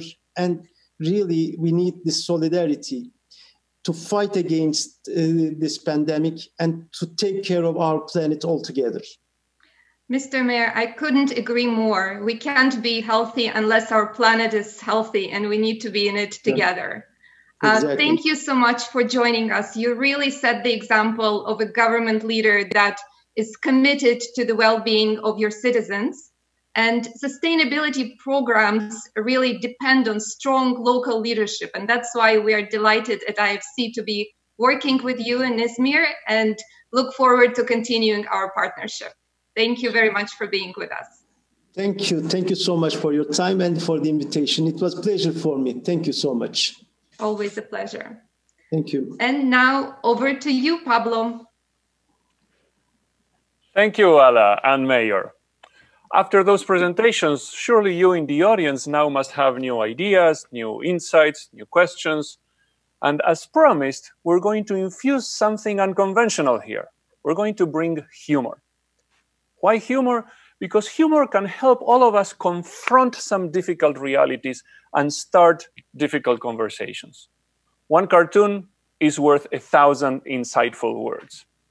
We have artists Kendra Allenby and Drew Dernovich, who have also heard the talks, and they have been drafting a few cartoon sketches. They are foundations for us to work together. Building on those drafts, we will invite you to actively engage. We will all together, you will help us to co-create communication tools. So team, can we share on screen these 3 draft cartoons one by one? In the first one, you see there's a virus monster, like we heard from Izmir. Financial agility can help address the problem, plus solidarity, innovation. A question for you, how can we improve this cartoon? How would you change it? What do you see here? Moving on to the next one, as we heard from Carlos, cities need reimagination. How do we do it? Here's a cartoon as a canvas. What do you suggest we try? Moving on to the final one. In this draft, you see the cable car, evocative of Bogota. There's the curve, evocative of the COVID curves you've seen, but what curves should we be talking about? What would be useful? So here is your task. Let's show all 3 cartoons at once. In the chat window, you will share insights or questions inspired by these cartoons about cities. Please give us your feedback, how the cartoons can be made better, clearer, more insightful, funnier, more interesting, more useful for you. Change something in the drawing, revise the text, give your soul, type it in, get active in the chat. You have about a minute to give you your feedback. Let's hear from you. How can these cartoons become better to talk about cities?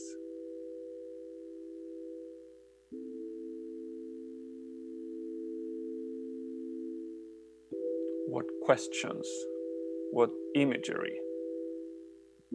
We see some of your feedback coming. Very good. Specific advice. Precise insights. So you can continue giving answers for a bit longer. Soon the artists will go over your feedback, integrate your comments, and deliver a final version that will be shared in plenary at the end of this event. Thank you, dear participants, for your help in making this happen. Over to you, Veronica.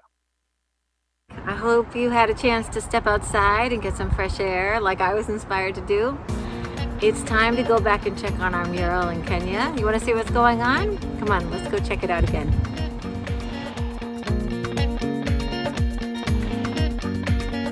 Because as you can see, we support, we would love to support the artists. We're asking for more artists to come out with creative skills that we can do such artists like this. We have a mural here that says create and connect. All they do is create and connect people around the globe. And as you can see in social media, we all meet at the music, we all meet at the art, we all connect where the art is. So we have the singers, the dancers. So these are talent. Even His Excellency, the Governor of Mombasa, has the same vision to empower the youth, come up with such talents. As you can see, even the President himself of Kenya has given a big budget to the artists in Kenya.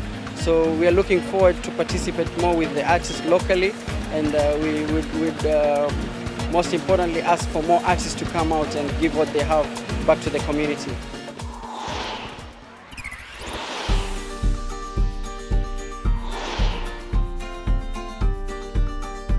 I'm the first Chief Innovability Officer. Innovability means innovation plus sustainability, because we think that If we don't innovate, we are not sustainable. And to be sustainable, we need to innovate. But to innovate, we need to involve the best talents in the world. Being sustainable is a powerful way to attack them, to give a sense of purpose to them, because the best, the most talented people don't work for money. They work to give something of themselves to the humanity. They work to be part of a biggest ecosystem that can better the world. This is the real meaning of innovability, innovation that makes the world better. The innovation that we did in the past helped us very much. Now our infrastructure and networks are managed in automatic way because we have AI, we have robots, and also the inspections are made with drones. And a lot of activities, also the default analysis, are made automatically without any human intervention. And also our procurement is checking if the construction of our new power plants is managed well, having cameras, having sensors. And from our procurement, we don't need site visit as we needed 2 years ago, just 2 years ago. Now we are managing all our activities also in this field by remote. This is a concrete example of what I mean when I say that innovability is very powerful, and that innovability makes us more resilient. Because we innovated in the past, now we are more resilient, so we are more sustainable. This is the link that makes innovability a powerful tool that, from my point of view, every company should adopt. Renewables are a very important part of this energy transition, but we must avoid to forget digitalized grids. If we haven't digitalized grids to dispatch the renewables, how can we manage those renewables?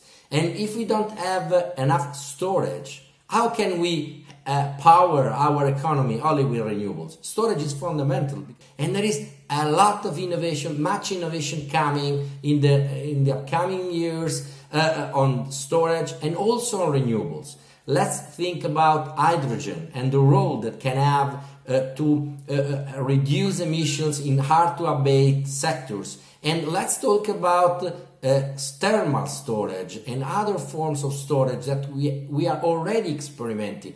They will not come in the future. They are today a potential, active potential that we can exploit to stabilize our grids and to dispatch more renewables into the grids. I think that our strategy cannot be analyzed, planned, and defined without involving the stakeholders, external stakeholders, defining our future with them, sharing our decision with them, and changing our decisions according to their needs, their suggestions, their point of views, their ideas. That's why we have a global platform called openinnovability.com. In this website, you can find our technological and social challenges, and everybody can provide us with solutions, ideas, proposals. It doesn't matter if you are an independent innovator or a big company. If you are a small company, a startup, or you are a university researcher, everybody can apply and can find challenges and can find our heart that is open to listen from the crowd, ideas and proposals. One of the most powerful transformations that is in front of our eyes is the smart working.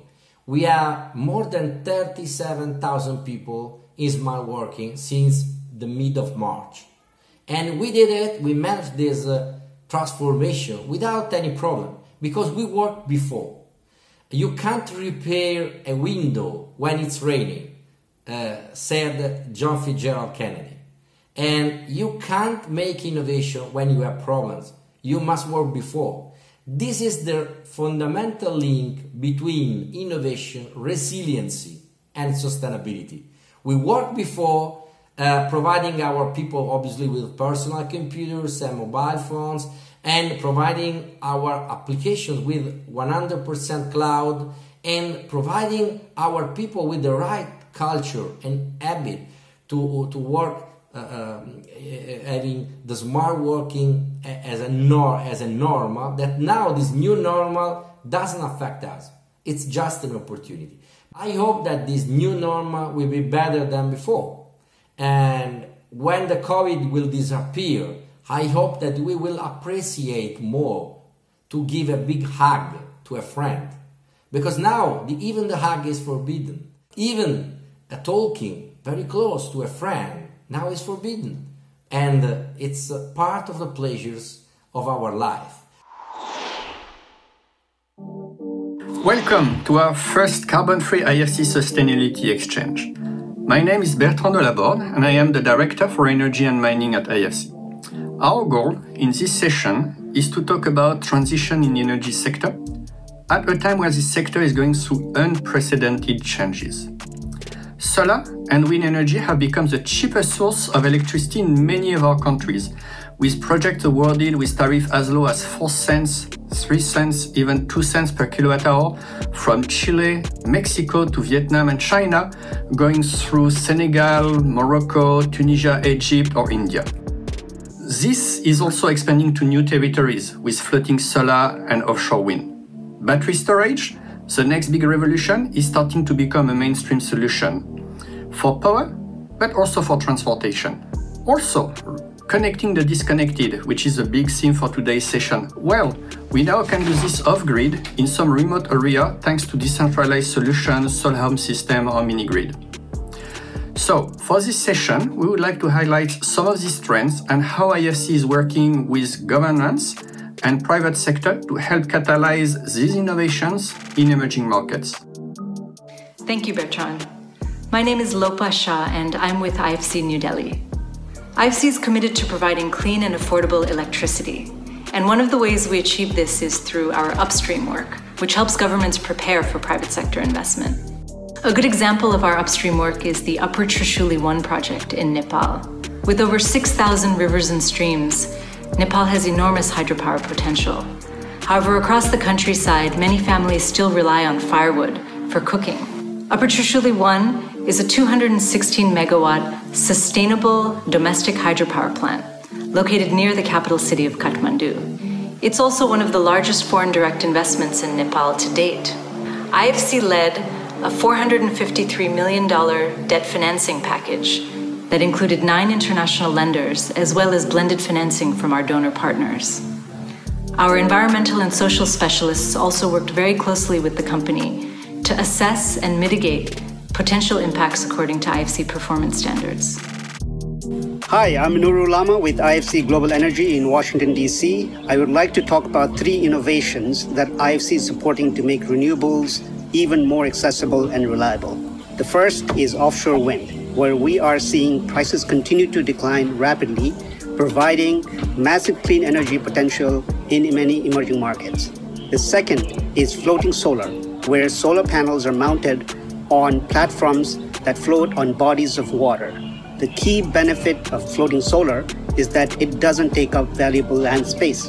And the third innovation is around battery technology, which will play a key role for the future in energy storage and for scaling up and reliability of renewable energy generation.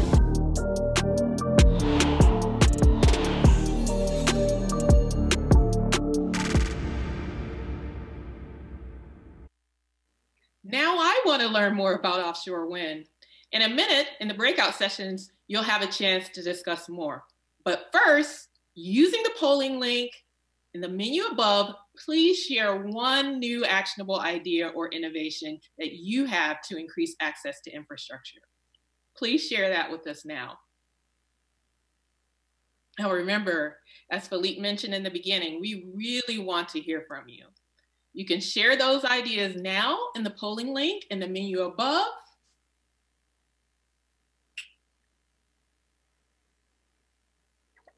And now Michelle will share more information on our breakout sessions. Thank you, Taniqua, and all of you for sharing. So now it's time for our virtual breakout rooms. Directly above this live feed, you will use a breakout link in the navigation menu. Please click on that. We have selected 11 topics for you today, so click on the topic that interests you the most. Once you click on your preferred topic, you will automatically be taken to a breakout session. Here, you will have the opportunity to directly engage with our experts and our peers and connect with everyone. This exercise will probably take approximately 20 minutes. So this is your chance to connect. Make sure to pick wisely. This session will give you approximately, like I said, 20 minutes. And after that, we will give you a 10-minute break to re-energize. Remember, if you have any questions or concerns or feedback, type them at any point into our chat box. We will reconvene here in approximately 30 minutes. For Eastern Standard Time, that is approximately at 11:15 a.m. So see you soon.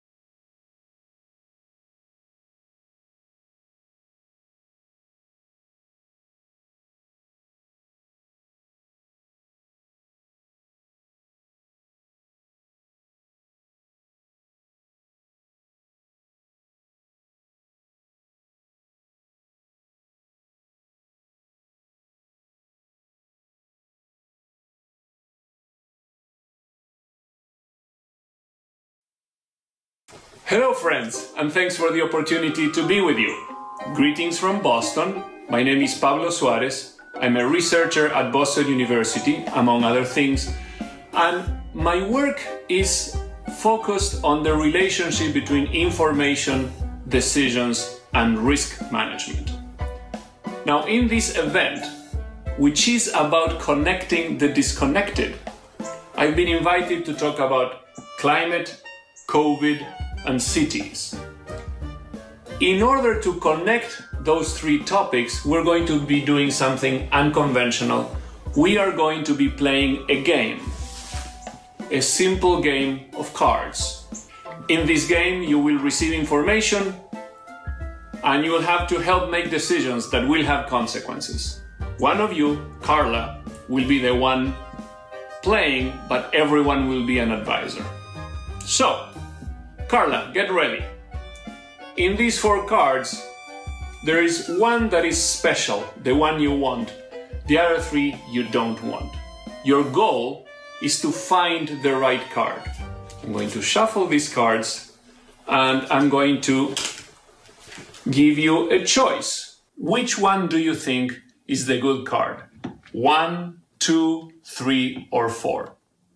Which one do you choose? 2. Okay.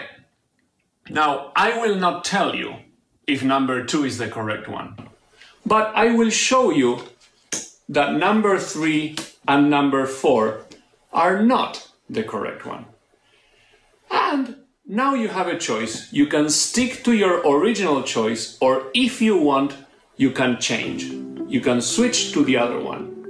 What do you want to do? Now, before you do, I have here someone you may know, an expert, an advisor from the IFC. Arjun will share with you some advice. Arjun? I don't know the correct answer, but I've played this game before, and I've realized that if you change your answer, you're most likely to get it right. So Carla, you've heard the advice. Do you want to stick or do you want to change? No, I'll stick to 2. Okay, if you want to stick, I'm afraid you got it wrong. It happens. Sometimes people don't follow the advice and bad things happen. Now, let's play again. One more chance for you.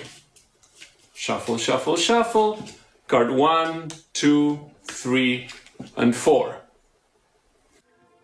Carla, which one do you think is the good card? Let's go for 3. So Carla, you have chosen number 3, and again, I'm not going to tell you if it's there, but I will show you that number 2 and number 4 are not the right card. Now we're going to engage everyone in this sustainability exchange. Everyone is an advisor and they can, through the chat window, give you advice. You remember Arjun's advice, but maybe your advisors don't agree with him. Folks, do you think that Carla should stick to her original choice, number 3, or do you think she should change? Please, if you want, send your chat. If you don't have advice, it means you are not a good advisor. Maybe you will not be hired as one. Carla, while you think, allow me to share with you and everyone some insights from this work.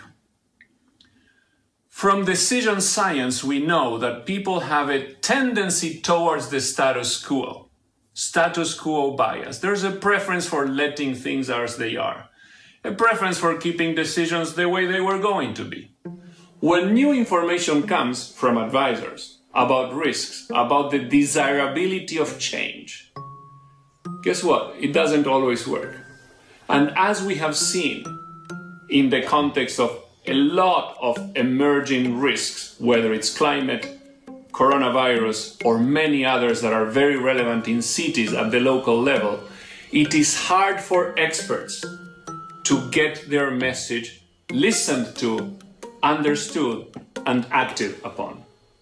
I would like to share with you some new information that is emerging about the risk of heat waves in cities. It turns out about 1/3 of the adults in our planet have multiple chronic conditions that can make them even more susceptible to heat waves. In a growing threat that is surrounding us, especially with the heat island effect in cities, it is imperative that the advice from experts on how to anticipate and how to address extreme temperatures in our cities be taken seriously. Now remember, you may give advice to people to change their behavior, but you must anticipate their status quo bias. They will want to not change.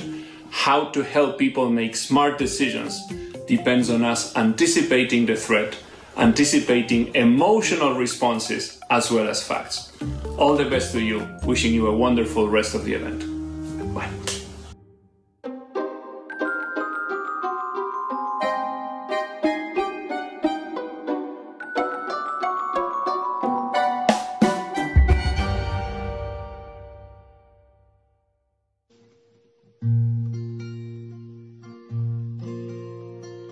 Kindness is magnetic, understood across the land.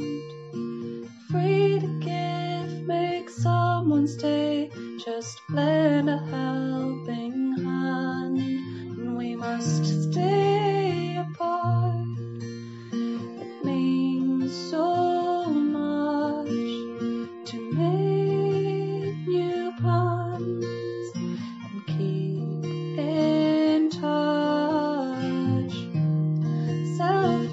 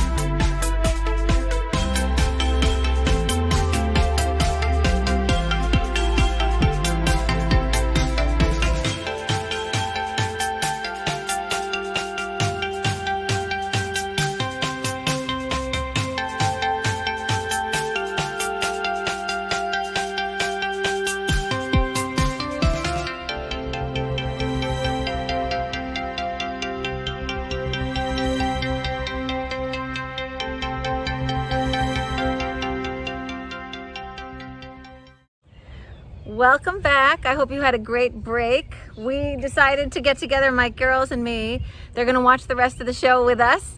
It's so much fun. I hope you'll agree. And before we go back to the speakers, let's check on our mural in Kenya and see what progress they're making. What do you think, ladies? You want to see it? Yeah. You want to check it out? All right, let's go. Hi, my name is Jojo Dena. I'm an artist. We're working on a mural. As you can see, I'm filling in the map of the world, Africa. Yeah, and I'm having fun. Hello, I'm Sergio Pimenta. I'm IFC's Vice President for the Middle East and Africa. I would like to mention that I really think it's important for all of us to come together at this time and have this virtual exchange. Last year, it was very exciting to be in Dakar and feel the energy in the room, to feel how everybody was connecting, everybody was exchanging ideas and knowledge and so many bright projects and innovations. With the changes in the world today, we need to keep that connectivity. And I think this forum is the right format today to address the needs that we have. So I really encourage you to use all the media that we have, all the technology that we have, to think about the world and the new normal that we will have after this crisis, after the pandemic is sorted out, and continue working together so that we can find a better world and rebuild it better together. Well, these are difficult times, and these are difficult times especially for the millions across Africa and the Middle East who are still without access to clean water, electricity, or internet. And we all know how this is important. All these basic services are important when fighting a pandemic. At IFC, I can assure you that we're working tirelessly to bolster our clients and partners across the two regions, including supporting a new wastewater treatment plant in Egypt, renewable energy in Madagascar, power distribution in Côte d'Ivoire, telecoms in Kenya, logistics in Nigeria, and let me also mention support the municipalities across South Africa and Morocco. We are deeply concerned about how this new shock will affect people's welfare, especially women and youth, from refugees to mine workers, from small business owners to students, from indigenous people to informal workers, from healthcare providers to sellers in local markets. But you can count on us to help rebuild better by providing critical finance to clients large and small, and through advisory support to manage food security, fragility and conflict, access to infrastructure, livelihoods, and climate concerns. Over the next few minutes, you will hear from industry and community leaders from across 4 continents. They will share how they're tackling current challenges while helping their clients and communities stay connected and resilient. Thank you very much, and do stay well.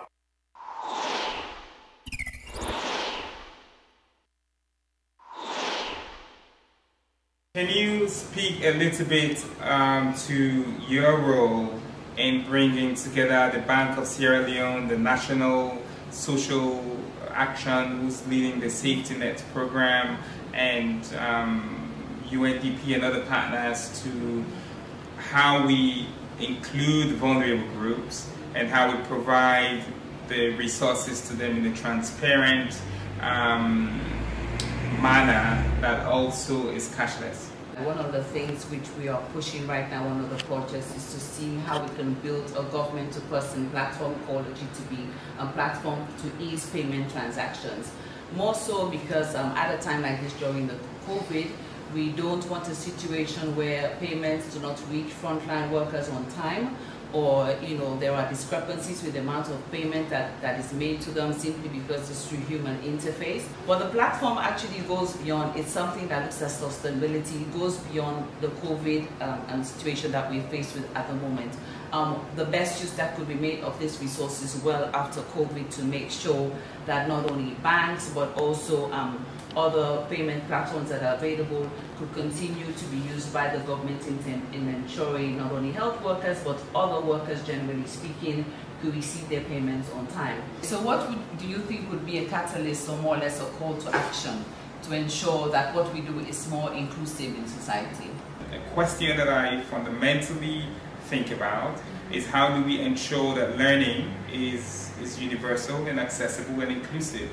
And in Sierra Leone, the people who are most marginalized and left out of learning and education are girls in many ways, and girls who often are victims. And what we saw during Ebola was that girls who were victims from various sexual abuses, got pregnant, were prevented from attending formal school. And what we did was the president and cabinet, we reversed that ban. We reversed it because we thought it was unfair to girls, and it was victimizing, it was punishing the victim. And so not just did we turn that ban, we then work actively as a ministry with communities to ensure that the parents, the mothers, the leaders, the chiefs, the boys, the girls are all making a commitment to protecting the girls. And so there are different layers of inclusion. And particularly as we talk about technology and innovation, it is intentional that the National Innovation and Digital Strategy for Sierra Leone thinks about hybrid technologies and thinks about mobile technologies and think about AI and thinks about algorithms. Because often, whilst there are algorithmic biases that can exist, that often comes from the fundamental problem when the code is written in San Francisco using young white males as the data source. So if you train an algorithm on young white men, it's not going to predict and see a young black female in the computer vision model. And so the way you change that is you have young black females as computer scientists and data that includes different shades of black to white and across all the spectrum. When we look at the news, sometimes it feels super overwhelming. It feels like I don't know what tomorrow is going to bring again, and I always don't want to look at the news. And it can be very gloomy, and when the thick of things, you are leading on the technical pillar for ICT and data in the COVID response. With all of those things, how do you replenish energy? What are the moments of joy and energy replenishments that you have? Where do you look to? One thing it has offered for sure is bringing parents closer to the kids, because now you have to be very much involved in the keeping up with the school work, and them also being able to learn from you, because the fact that most of us, for the good part, we work from home, they get to see the kind of work we do. So in a way, it's also inspiring, to them, and it's very much encouraging for them as well to see that we continue to be strong, and that we look forward to a new day, to a new dawn, and keep doing what we can. Thank you. This has been fantastic. I've certainly enjoyed chatting with you, and I hope to have enjoyed it as well, because I have. Very much so. Very much so. And as we all talk about the new normal, how are you and Telkom Kenya thinking about this challenge, or maybe even this opportunity that we have now? We as Telkom Kenya have been focused on corporate communications, delivering corporate communications during the day. We have now been forced to optimize and rebalance our network so that we're able to provide people with the same levels of bandwidth, or as close to it as possible, while they're back at home in their residences, which are dispersed and not as concentrated as you have in an urban center. And that is a challenge for not just us, I'm sure, but for telcos across the world, especially in Africa and other parts of the developing world where you don't have ubiquity of bandwidth. But what about the challenge that we hear about now? For example, with a lot of students having to suddenly learn from home, there's the big issue being brought into relief, which is the digital divide. With the Loon effort and the Loon initiative that we're just about to launch with our partners, actually Loon are our partners on the Balloon initiative, we now feel that we shall be able to do something about bridging, or beginning to bridge, that digital divide in terms of availability. Of course, the other element of the digital divide is cost. And again, this addresses both availability as well as cost. We need support as telcos from regulators, policymakers, to ensure that it is easy to digitize. Today, you still have very archaic government departments which insist upon physical registration of land certificates. As you know, and I'm picking just lands as an example of one aspect of government services that are intrinsic and very important for commercial for commerce to move along. So we may digitize, we may make connectivity and the services available, but the laws must also keep up with the changes in technology.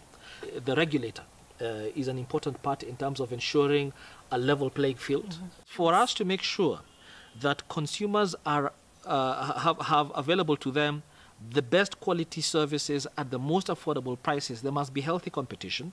And given the fact that in this new normal, the fact that our lives will become more and more digital and digitized gives a lot more power to telcos, frankly speaking.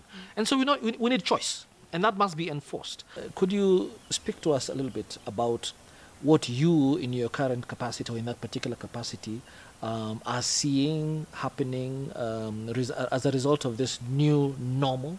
The whole idea is that the digital future is coming, and we as Africa have an exceptional opportunity that we can prepare for, a historical opening. When we see the innovative combinations that some of our creatives come up with, it's mind-boggling. For example, in just the last 2 days, there's been something called the Pink Collection that has just been released from Congo. And it's this, a young woman who's a designer has decided to combine her designs and create a virtual walkway. And that's really exciting, because for me, it's not just the value of creativity in itself, which is important in society, especially as we have seen during the COVID crisis, that artists are important, we need them, storytellers are an integral part of our cultures, but also the potential for this sector to deliver jobs for our people. And so when you see that explosive combination come together, you know that the future bodes well for all of us. The one gap that we see and the one sector that we feel is really lagging and failing to adapt as we all move into this new normal is really the finance sector.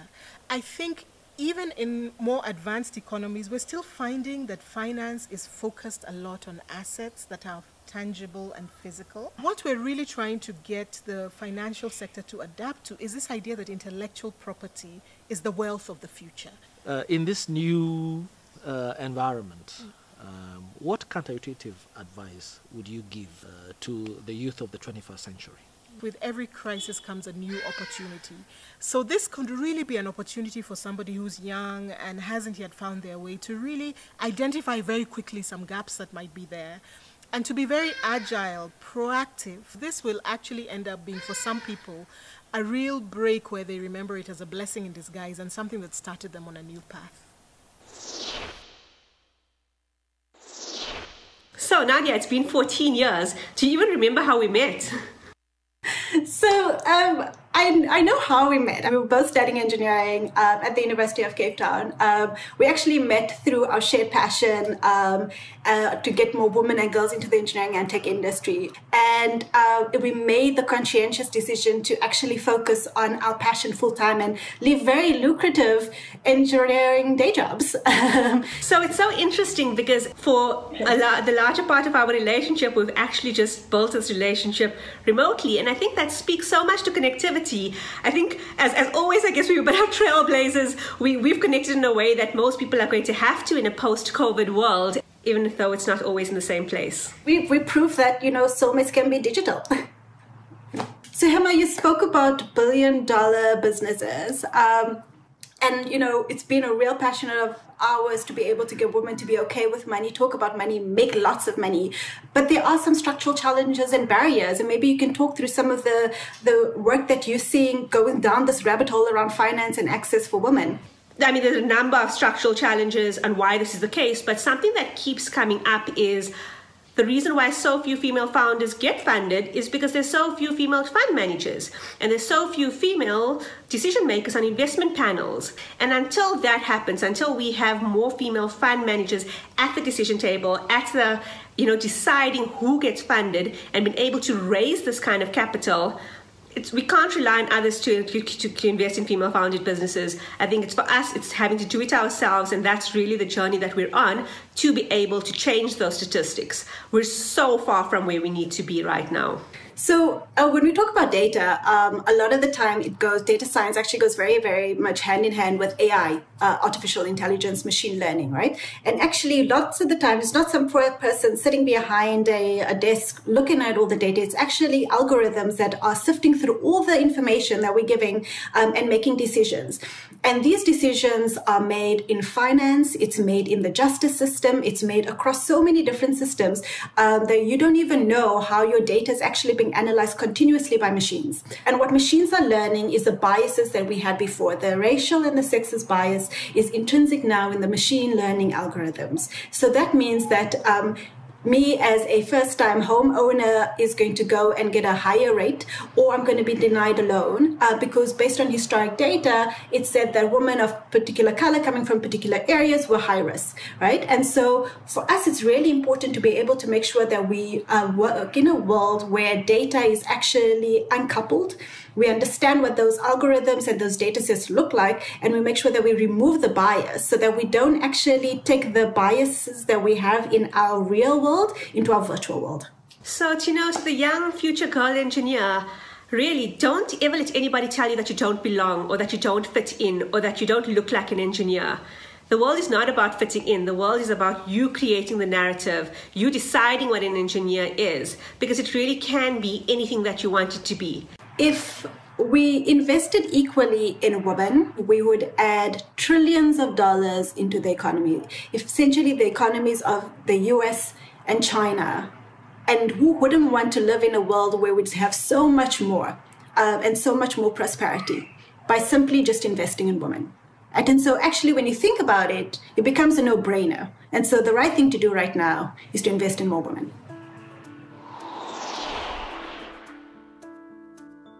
It's been a tough ride since the COVID crisis has taken the world by surprise. We've been working really hard to readjust and adapt all our services to fronter this emergency. We pivoted all our news coverage to look at how the crisis is affecting the most vulnerable, and we are providing skills to journalists in the Global South to be able to be equipped and prepared to report the crisis fairly and accurately. So welcome, Mercy, and thank you for being with us. Thank you. I'm just curious whether you could give us a sense of how challenging it's been for you as a journalist working in Kenya to report this ongoing pandemic. I write mostly about the vulnerable and human interest stories, so it's very difficult to write about them when you cannot access them, because right now we have to use internet, we have to use apps to communicate with these people, but then most of them don't have internet connection. The other thing is that we have restricted movement here. Since we got our first case of COVID-19, we had a curfew from 5 a.m. to 7 p.m. So it's very difficult for us to move around, even though as journalists we are listed as essential services, but still there are those challenges where you have to use public transport and they are not around. You talk about global challenges, and one of the global challenges that's definitely happening within the profession at times, such as this one, is definitely misinformation. How are you as a journalist countering misinformation and doing fact-checking at this time? From the hub, we got some tools that we can use to counter-check. For instance, photos, like there are some photos that have been going around that are not factual. So we were able to use some of the tools that we got from the hub to actually establish that this photo is fake. The other way that we've been fact-checking is basically just talking to experts. Like I remember in Kenya, there was this case where there are some people who are saying that if you drink ginger and honey, you can actually build your immunity from coronavirus.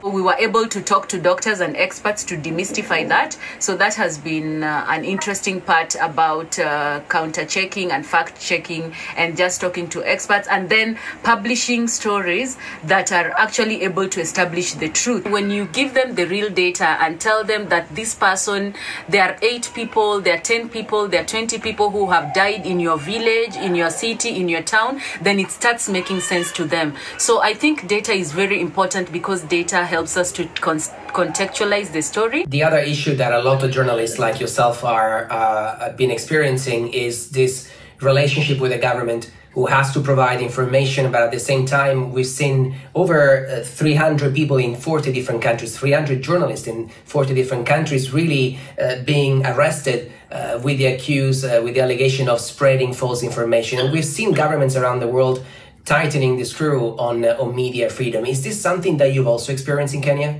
It's very difficult for you to get additional information because the government is the one that controls it, and we use our Ministry of Health. So if they give you figures, you have no way of questioning if those figures are right because they're the ones who have that kind of information. So what we've had is not really the physical harassment of journalists, but we've had the controllers having monopoly of the information that they want to give, when they want to give it, and how they want to give it. Journalists are indeed frontline workers.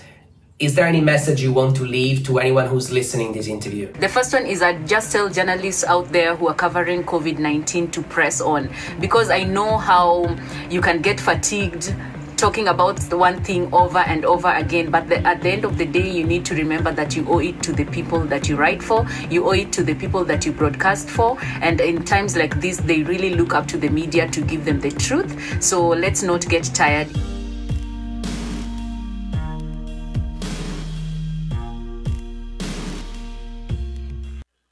Hello again, friends. In this new short activity, we'll get to learn what we think and what we think we think. If you're confused, no worries, let me explain. This event is about connecting the disconnected. So what do you think are the two things that really need to be connected? Please click to pause above and answer the first question. I think we need to better connect something and something. What are your two words? This and that. Please go for it. You have less than a minute. Some of you have already started to answer. What do we need to connect? This and that. What is that? Very good. So you cannot see, but I can see the answers coming in. Interesting. Some of them I saw coming, some of them are surprising me. Cool. Let's give you another 15 seconds or so. Very good. Nice.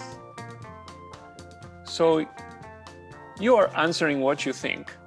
At the same time, others are answering what they think as well. What do you think that other people have answered? Will there be similarities? Will there be differences? What do you think are the two most frequently submitted terms? What did other people send? For example, if this activity had been about animals, maybe I'm thinking of, I don't know, kangaroos and dinosaurs, but I'll guess that other people are thinking of dogs and cats. So please stay in the poll and write, what do you think that we think? What do other people think? I see some of your answers coming. Very nice. Haha. We will reveal very soon, but we want you to think, how does what I think compare to what we think? Let's give you a few more seconds. And please begin to wrap it up if you haven't finished already.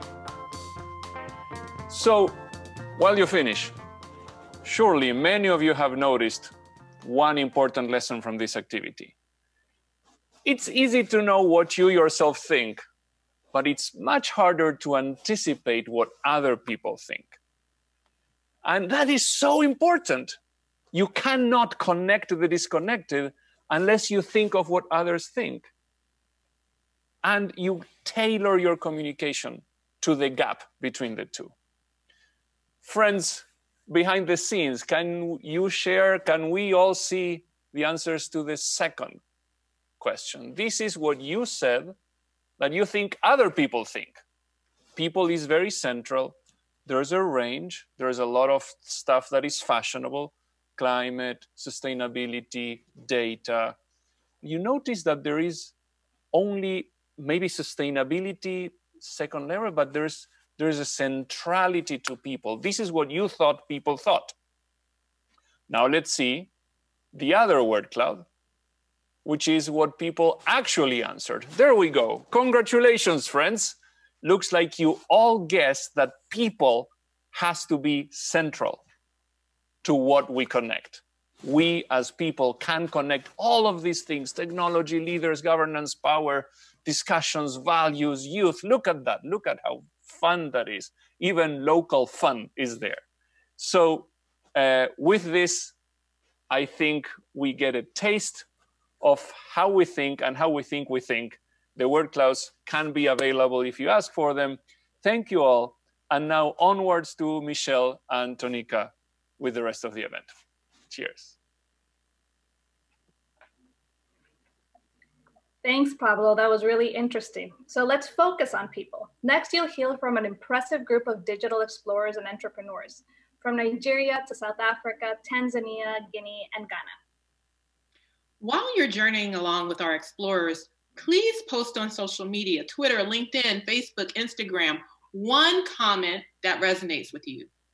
Use the hashtag IFC Exchange to share. We'll check in with you later. So for now, get to posting.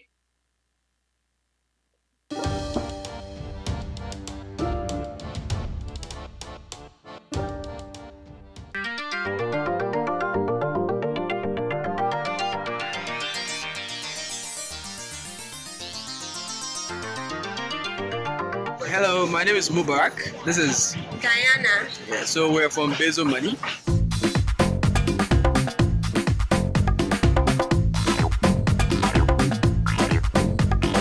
We're actually at the marketplace right now to talk to some customers. It's me and the side. The boy here sings it.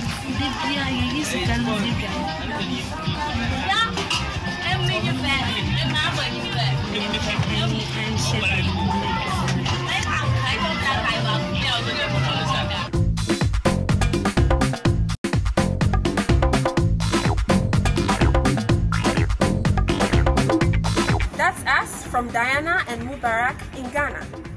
Here's Ropa in Soweto, Johannesburg.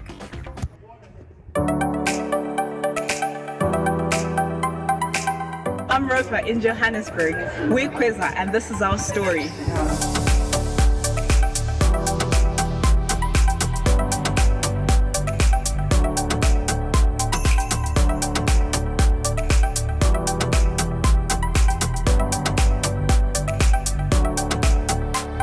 At its core, our solution aggregates pricing at a wholesale level, ensuring that each time our Spaza customers buy from us, they are doing so at the lowest available price in the market. And this saves them anything between 10 to 15% on each and every order.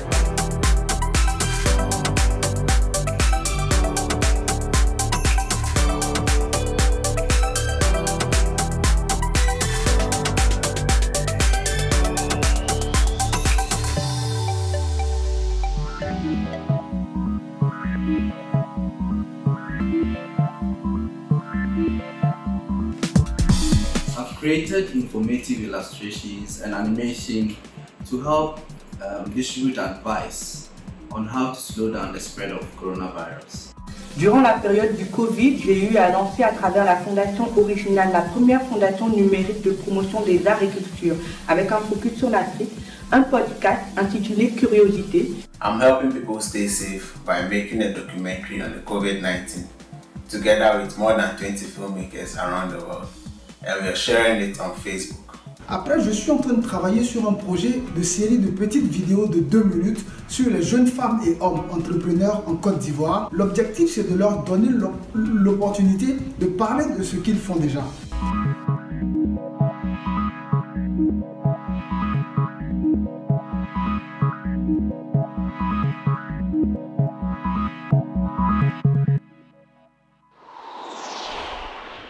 Hello. I'm Diep Nguyen Van Hoot, Senior Manager of the Global Infrastructure Upstream Unit at the IFC. It's a pleasure to be with you here today. Around the world, we've seen how COVID-19 has disrupted our daily routines and changed the way we do business to the way we communicate with our clients, colleagues, and even our friends and family. While much has been disrupted, we're also encouraged by the rapid solutions offered through technology. But what about the 3.8 billion people around the world who are not connected to high-speed internet or who can't afford a data plan? This crisis widens the gap between those who have access to digital technologies and those who don't. Lack of internet connectivity reinforces existing economic and social inequalities and further marginalizes vulnerable people from the economy, employment, education, health, and even democracy. In Infrastructure Upstream, we are removing barriers, advocating greater competition and contestability of telecom markets, partnering with the private sector to extend broadband and mobile services and to develop cloud and data infrastructure for digital solutions. To connect the disconnected, IFC is supporting strategic global platforms on scaling rural connectivity to reach the most vulnerable and rural populations. We're thrilled to learn from so many digital partners and entrepreneurs joining the exchange today. Enjoy the exchange.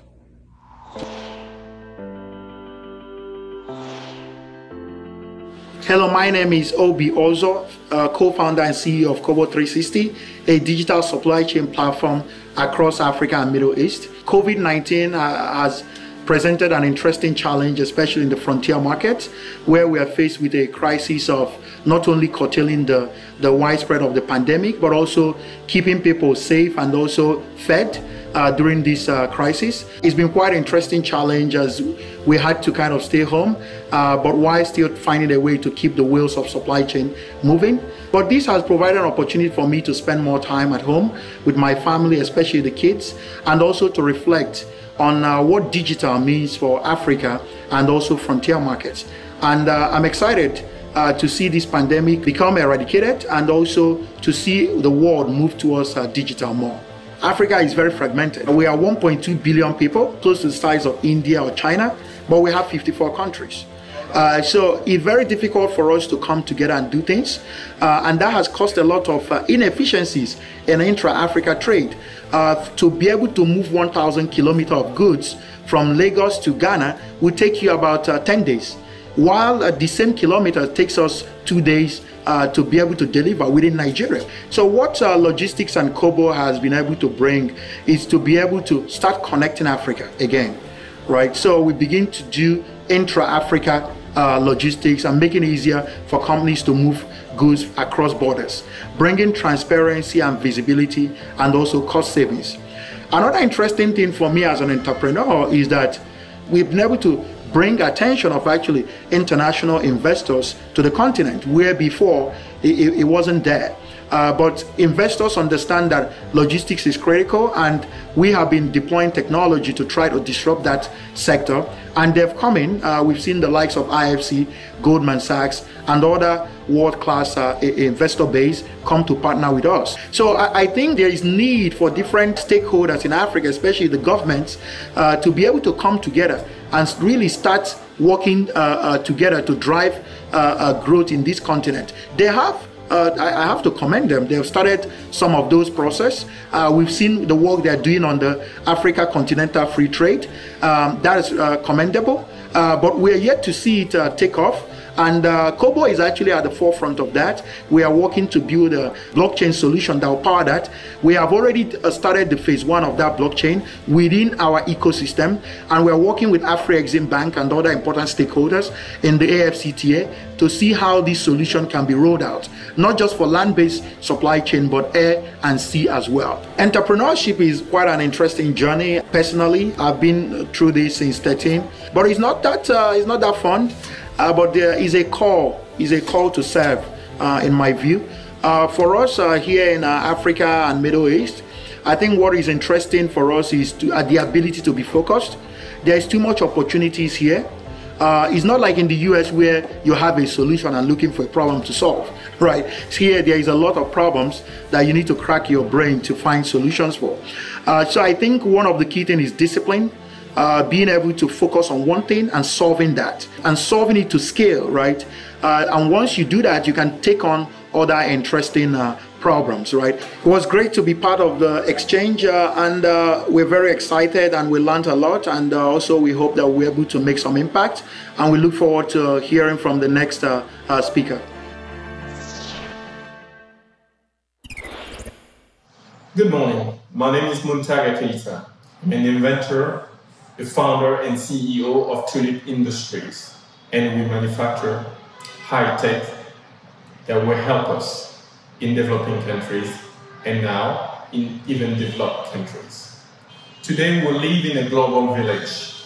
The action of one person or one country can affect another country, another person on another continent.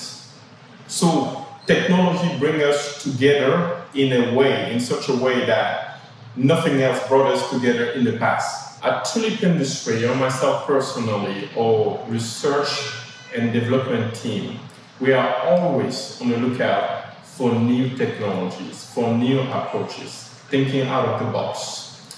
We have connectivity, for example. We are always on the lookout for the best way to connect all devices, to connect people also.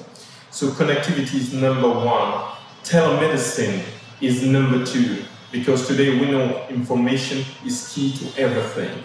Telemedicine just came to us that if today you can take your vehicle, you can connect your vehicle to a device and get remote assistance, get your vehicle fixed or diagnosed remotely, then yes, you can do that for human beings.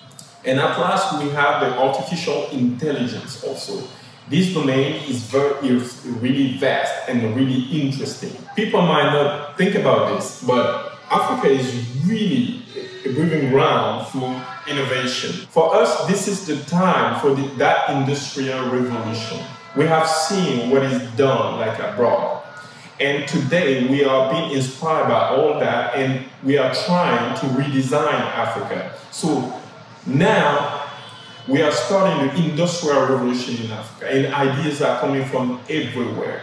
The fact that we are developing countries is pushing us to think out of the box. Our means are very little here, our resources are very little, and so we have to innovate, we have to reinvent each time. To all young, old entrepreneurs, because there is no age to be an entrepreneur, I will say the main factor is to focus on one or few things that you do better than anybody else. It has to be natural in you. The focus. Second is resilience. Every day you will have problems. Every day you will be beaten to the ground. But you have to get up, you have to stand up, and you have to keep moving. Resilience helps. Resilience helped me. And at last, creativity. Each time, whenever you can, create. Get inspired by anything you see around you. I'm a banker, I'm a trained banker, but today, I'm a high technology manufacturer, innovator. You can be in painting, finish as a doctor. You can be a doctor, a medical doctor, finish in technology. You can be a banker and be an innovator. Creativity, like say Albert Einstein, it is intelligence having fun. So be creative.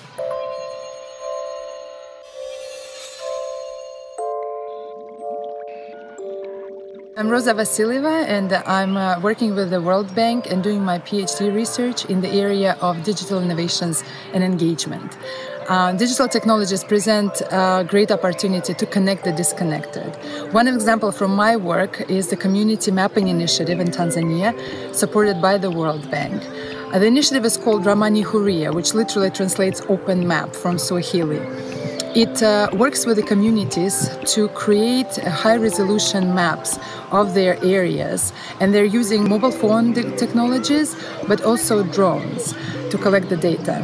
Drones can reach those areas where community mappers cannot access, and they can capture imagery of a lot higher resolution than those of satellites, for instance. So layered with community data, those images become maps, which government, together with the community, can use to prepare for flood events. And those are actually a very common disaster risk in Dar es Salaam, Tanzania. Drones are proving to be extraordinarily effective also in the delivery of essential goods and services, especially to the most disconnected areas. As we speak right now, in Rwanda, for instance, drones are delivering blood, vaccines, life-saving medicine to remote locations and hospitals. It's incredible what those technologies can do. But of course, they need the right supportive enabling environment. And for that, the World Bank is working with IFC and the World Economic Forum to advance regulations for drone use on the continent so that the African countries can also reap those benefits. I agree, technologies present a great opportunity to connect the disconnected. My name is Steve Helen. I'm with Catholic Relief Services. I help our field teams use technology to improve the quality of their programs. COVID-19 is presenting unique challenges to how we deliver our work. It's accelerating the use of technology in several areas. First, in the area of remote assessment, monitoring, and management. Like in Malawi, where we added a COVID-19 module to an existing workflow that uses artificial intelligence to monitor and predict resilience of individual households. Second, in online education and distance learning platforms like Zambia, where we equip health promoters with tablets to access tutorials offline. Third, a lot of interest in community awareness building through digital methods like bulk text messaging or automated phone calls, such as Afghanistan, where we recently added COVID-19 messaging in local languages to an information hotline. And fourth, technology to enable physical distancing, like in Senegal, where we introduced a contactless workflow using things like photo and audio clips in place of signatures to confirm participants received food or cash assistance. Yes, technology presents us a great opportunity to connect the disconnected. As actors in international development, it's our responsibility to use all the tools at our disposal to optimize the quality and efficacy of our programs. As we reflect on what connects us at this time, I want to pause and underscore how important independent media is. Right now, during this pandemic, we're all relying on local media more than ever to learn what is happening, what we're supposed to do, what our government and local businesses are doing to keep us safe and to help us cope. But around the world, free and independent media are facing massive threats to their survival. Some threats are political. Governments are clamping down on media freedom. Journalists are being attacked, imprisoned, and killed at alarming rates. And some threats are economic. The business models capable of supporting public interest media are disappearing as advertising moves online. Last year, 78% of global advertising went to large technology firms like Facebook and Google. This threatens the future of community newspapers and powerful media outlets alike. In lower-income countries, which can have nascent advertising markets, how can media that operates in the interest of the public survive financially? The economic fallout of the pandemic is already hitting hard. The Reuters Institute estimates that news organizations worldwide will lose more than $20 billion through the decline in advertising and other revenues brought about by COVID-19. You might not think that supporting independent media is a priority right now, but during this pandemic, trusted sources of information are needed to communicate the social and behavioral changes needed for us to come out of it. There also needs to be an accountability for governments who are handling the pandemic. And media is the platform that is doing just that. For the companies and the non-governmental agencies out there, support local media by purchasing advertising space and consider supporting them through philanthropic means. It is in everyone's interest to have independent media that keep power in check, that represent diverse viewpoints and enable public debate. Supporting public interest media will help uphold democracy and sustainable development.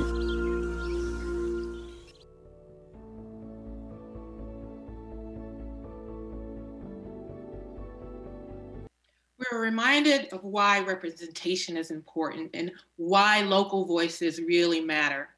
That's why we want to remain connected to you and see what you're thinking on social media. So, okay, wow. You've really been responding, and we saw some great tweets and posts. I know, right? I am just scrolling down through these, and there's some, this is my favorite one, on digital inclusion in Africa, making learning accessible to everyone. These are awesome. Make sure that you like your favorite post on social media or tell us in the chat box. Hi everyone, my name is Musu Diop. I'm working as a communication officer at IFC. I'm passionate about technology and innovation, fashion and social media, where I'm really active, especially on Twitter. During this COVID-19 pandemic, I love to interact with my 24,000 Twitter followers. My phone is my best friend, and it helps me to stay connected to my family and friends in Senegal. I'm really excited to welcome today 3 great connectors. Ifedayo from Nigeria, your name means love in Yoruba. Whoa. Swanima from India, we are thankful for this golden opportunity to have you. Oscar from Chile, hola. Hi, my name is Ifedra Simi Eti. I'm the founder of AGS Tribe, a platform that connects women to each other and to opportunities. One of the ways we've been able to connect with our audience in this COVID season has been through social media. We've been able to launch several programs on Instagram. One of the programs I've been able to launch is a series called Untold Stories of Failure, where we bring people to come and talk about the things that go on behind the scenes and let people know that it's okay to fail. We've also been able to bring several business leaders, several government officials to come and talk to and educate our audience on different topics. All these have helped us to build our top of mind awareness for our brand. We also have a community of female entrepreneurs and business professionals, and we have several peer-to-peer mentoring sessions, and we do this over Telegram. We've also been able to leverage Zoom, and it's been absolutely amazing. This season has been super impressive for us, and we cannot wait to move to our own platform very soon. Thank you for having me today, and I hope you use these tips. Thank you. Hi, my name is Swarnima Bhattacharya. I'm the founder of Thea Care, a virtual health coaching and consultation platform for women in India. During the national lockdowns necessitated by COVID-19, we saw a 3-fold increase in our community numbers. We heavily used the vernacular language and the video medium to tailor our content. We used daily polls to understand which were the topics our audience wanted to hear about and made video content especially on those topics. Since we work primarily on women's health, we saw to it that our content was not just about awareness but also actionable solution that could be taken on a day-to-day basis. And that is something that really clicked with our audience. Our webinars saw record numbers attendance, and a lot of our content was being shared in various groups that our audience was a part of. And that helped us grow in a very rapid manner throughout this lockdown. Thank you. Hello, I am Oscar Contreras Villarreal. I am the Executive Director of the EcoScience Foundation, and we work in Chile connecting science and society and promoting STEM education. During the COVID-19 pandemic, we have been able to change the way we communicate using social media, moving from a corporate communication to a science content communication, being able to share educational resources directly with parents and teachers that they can use at home with their kids. One of the main challenges in Chile is the lack of connectivity and internet access in some regions of the country. So we'd have to be creative using other platforms to reach our communities. We're producing a STEM education TV show that will air in the public TV, helping the kids that don't have access to internet. And also we're partnering with YouTube to create science educational content that kids can use at home. We're committed to help our communities during these challenging times and help them get engaged with science, conservation, and education. Thank you to our friends who have shared how they are successfully adjusting and connecting digitally to their audiences and networks during this time.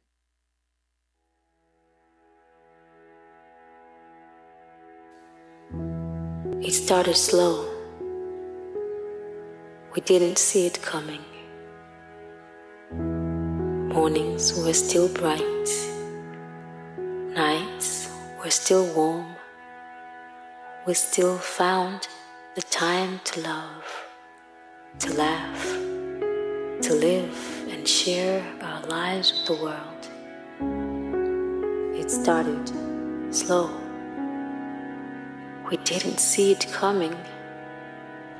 But when it came, nights were too long and days weren't kind, as we tried to feel alive and laugh and love trapped behind the glass, looking at old photos of us wrapped in embraces, wishing for the days we've lost, days when being close was not a death sentence, when our homes did not feel like prisons, when we were here not miles apart, just connected by a glass. But in time we learned to move with the tide, to befriend the calm, to silence the distance with these pictures and stickers, and follow our stories in each moment captured, and feel each other's warmth when we chat.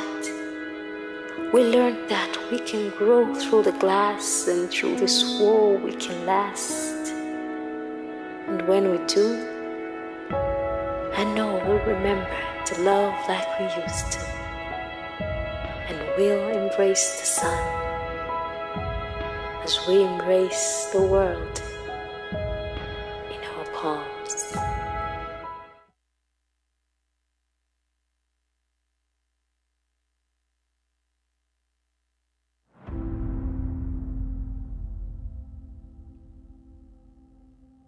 Over 2.6 billion people around the world have been in some kind of lockdown over the last 3 months.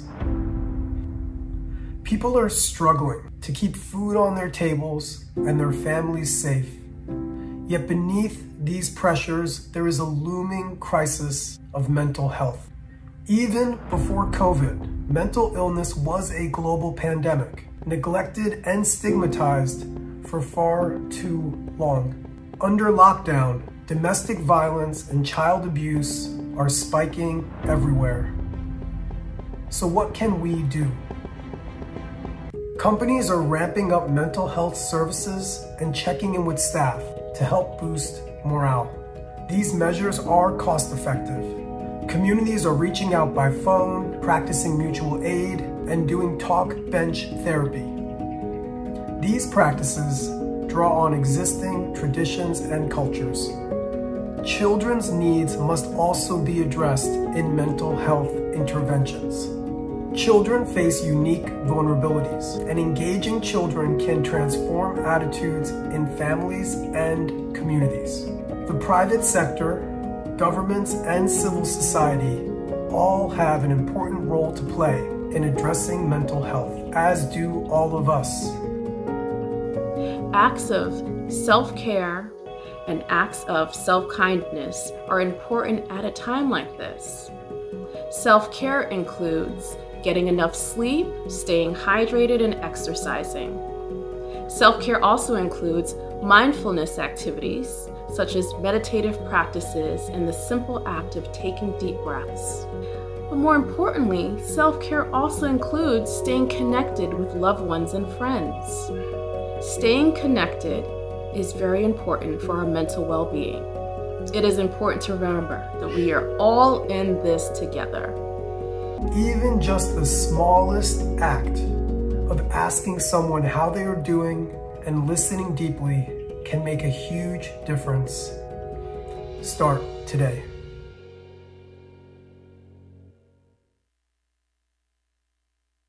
Hey everybody at the IFC, how are you all doing? My name is Hawa. I'm gonna be leading you through a 5-minute energizer break, a little yoga, a little movement, just a little bit of time to get out of your chair. So come on and stand up wherever you are, and we'll get this started. So what I'd love for you to do is stand up and just kind of have some space around you where you can feel some space for your body.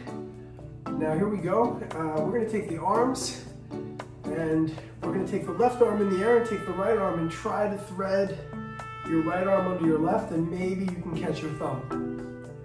And if you can't catch your thumb, that's all right. Maybe catch your shoulders and your outer shoulders. Good. Just kind of stretching a little bit. Maybe you can join the palms together, stretching the shoulders. Unwind your arms. There you go. And roll your arms in a few circles. And then the other direction. And then take your right arm in the air. Take your left hand, thread it under the right. And then you're either going to try to catch your thumbs. If you can't catch the thumbs, just go ahead and catch your outer shoulder blades and maybe just grab them and try to pull your arms back. Or you could join the palms if that's available to you.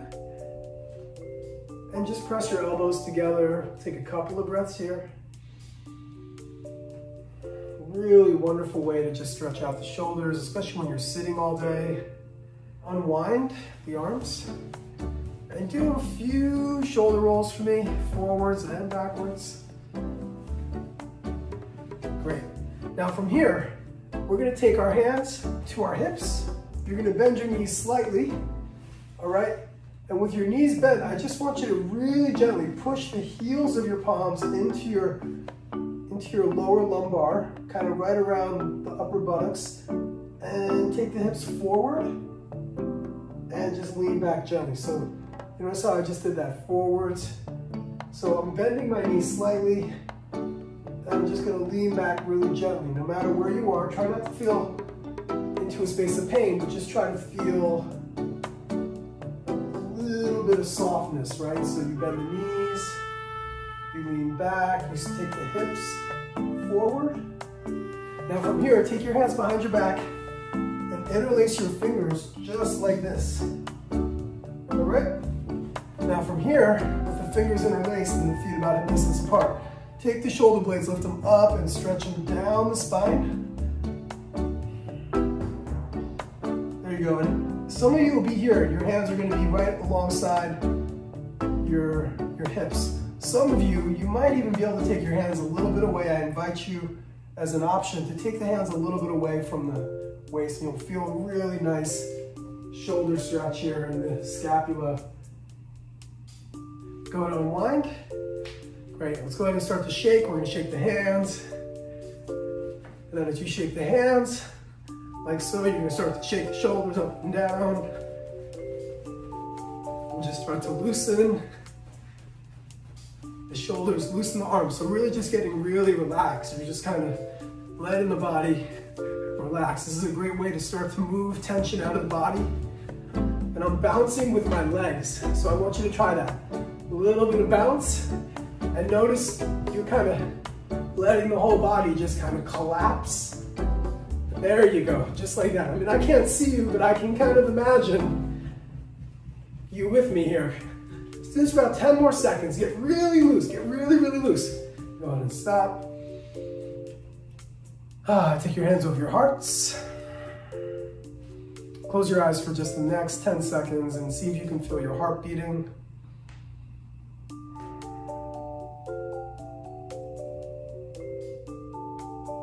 And I invite you to open your eyes. Thank you so much for playing with me today. My name is Hawa, and please keep moving your bodies as the health of our mind is connected to the health of our bodies. I'll see you again soon.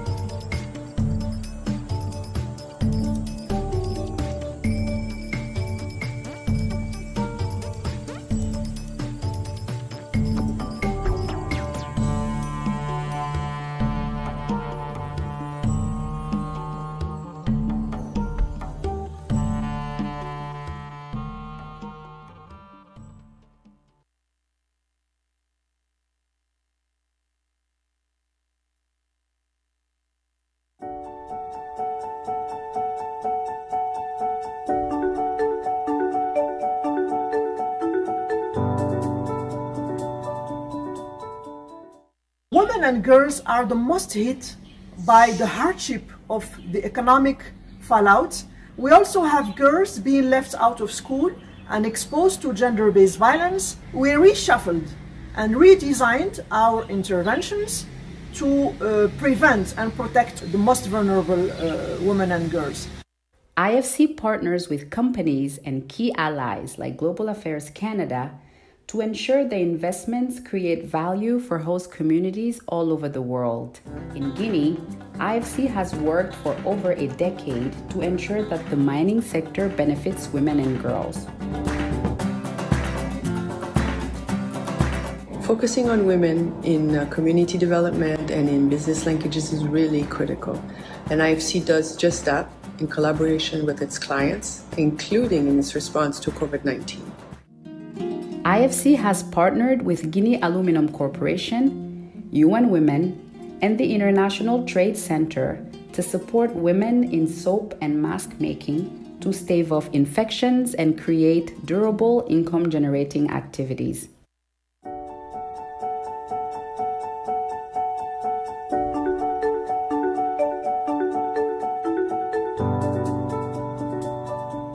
We are on the process to make moringa soap. In Sierra Leone, IFC is partnering with Sierra Rutayo Limited to support women's groups near their operations, like the Women's Initiative Forum for Empowerment in Extractives. What I'm saying to the private sectors is to empower community structures like these CBOs, WIFE, and other organizations that are very much concerned about the issues of this COVID-19 and are fighting very hard to see that this COVID-19 is being eradicated. 50/50 is part of a network formed to respond to the Ebola outbreak and now has shifted their focus to respond to COVID-19. IFC worked with the government of Peru to implement the Apurimac project, which built the capacity of women's groups over the long term. En Cotabambas hay mujeres que ellos también están buscando el cambio. Realmente esto está cambiando gracias a un equipo técnico que han llegado de buen gobierno, nos han capacitado y hemos abierto los ojos de qué forma, ¿no? Se debe pedir, de qué forma uno debe ser escuchado.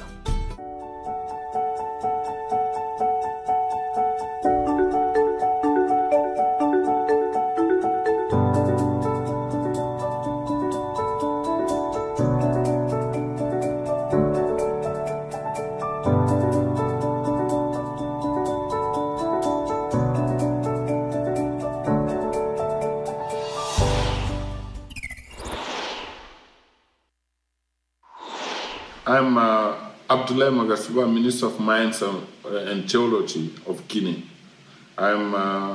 It's a pleasure for me to join the IFC Sustainability Exchange. We are discovering how taking care of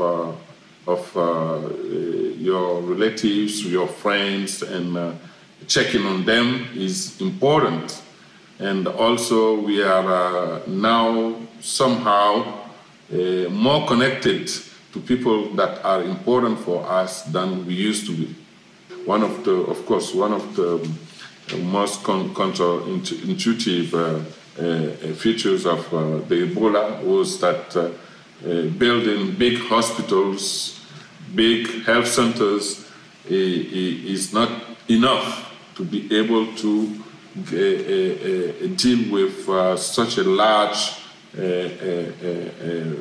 health challenge. So small actions through communities is key in dealing with this kind of epidemic. And the mining companies started directly to act not only within the companies but also with communities, directly with communities. For that reason, all the communities, surrounding communities, are at least are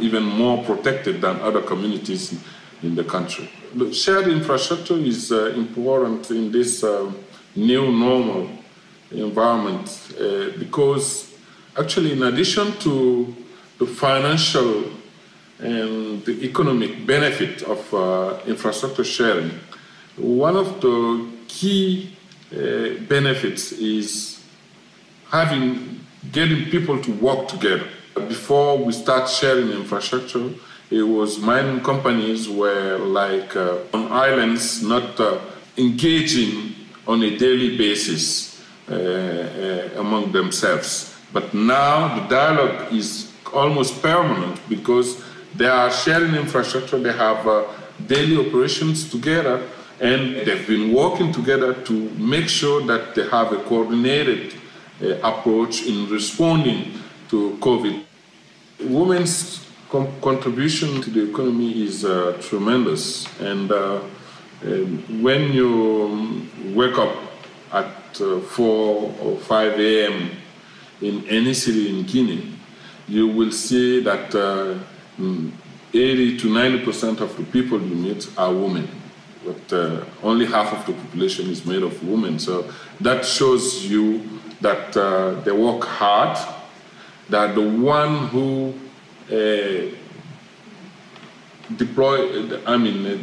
undertake most of the small economic activities that contribute to reducing poverty in this country. As you know, we've been independent for more than half a century, but we are still a poor country. Half of the population lives under the poverty line. And the policy we've been undertaking have helped really increase the economic growth. But the aim for the government is to make sure that we keep the pace in terms of growth, but we put more focus on empowering the youth and women, just to make sure that we make the growth as inclusive as possible.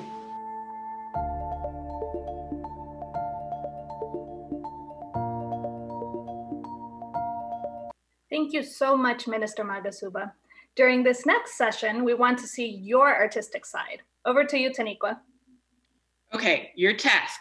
Now, we'd like for you to draw a small picture, symbol, or sketch about what you're hearing from speakers or experiencing in the videos. Next, take a picture of your artistic sketch or symbol and post on social media with the hashtag, say it with me, yes! Hashtag IFC Exchange. Can't wait to see your exchange graffiti and how you bring these stories to life on paper. Hi everyone, I'm Linda Munyengeterwa, Regional Infrastructure Director for the Middle East and Africa at IFC. I'm coming to you from Johannesburg, South Africa, where I have been on lockdown for a few months with my kids, a 7-year-old and a 9-year-old, and my husband. I am sorry we can't be face-to-face like we were in Dakar last year, but I'm glad we can still come together and be inspired, challenged, and charmed by our diverse partners. You're about to hear a series of short conversations. These reflections are vitally important for those of us investing in private sector around the world to shape a more inclusive, robust, and human economy. If you like popcorn, now would be a good time. Sit back, relax, and enjoy.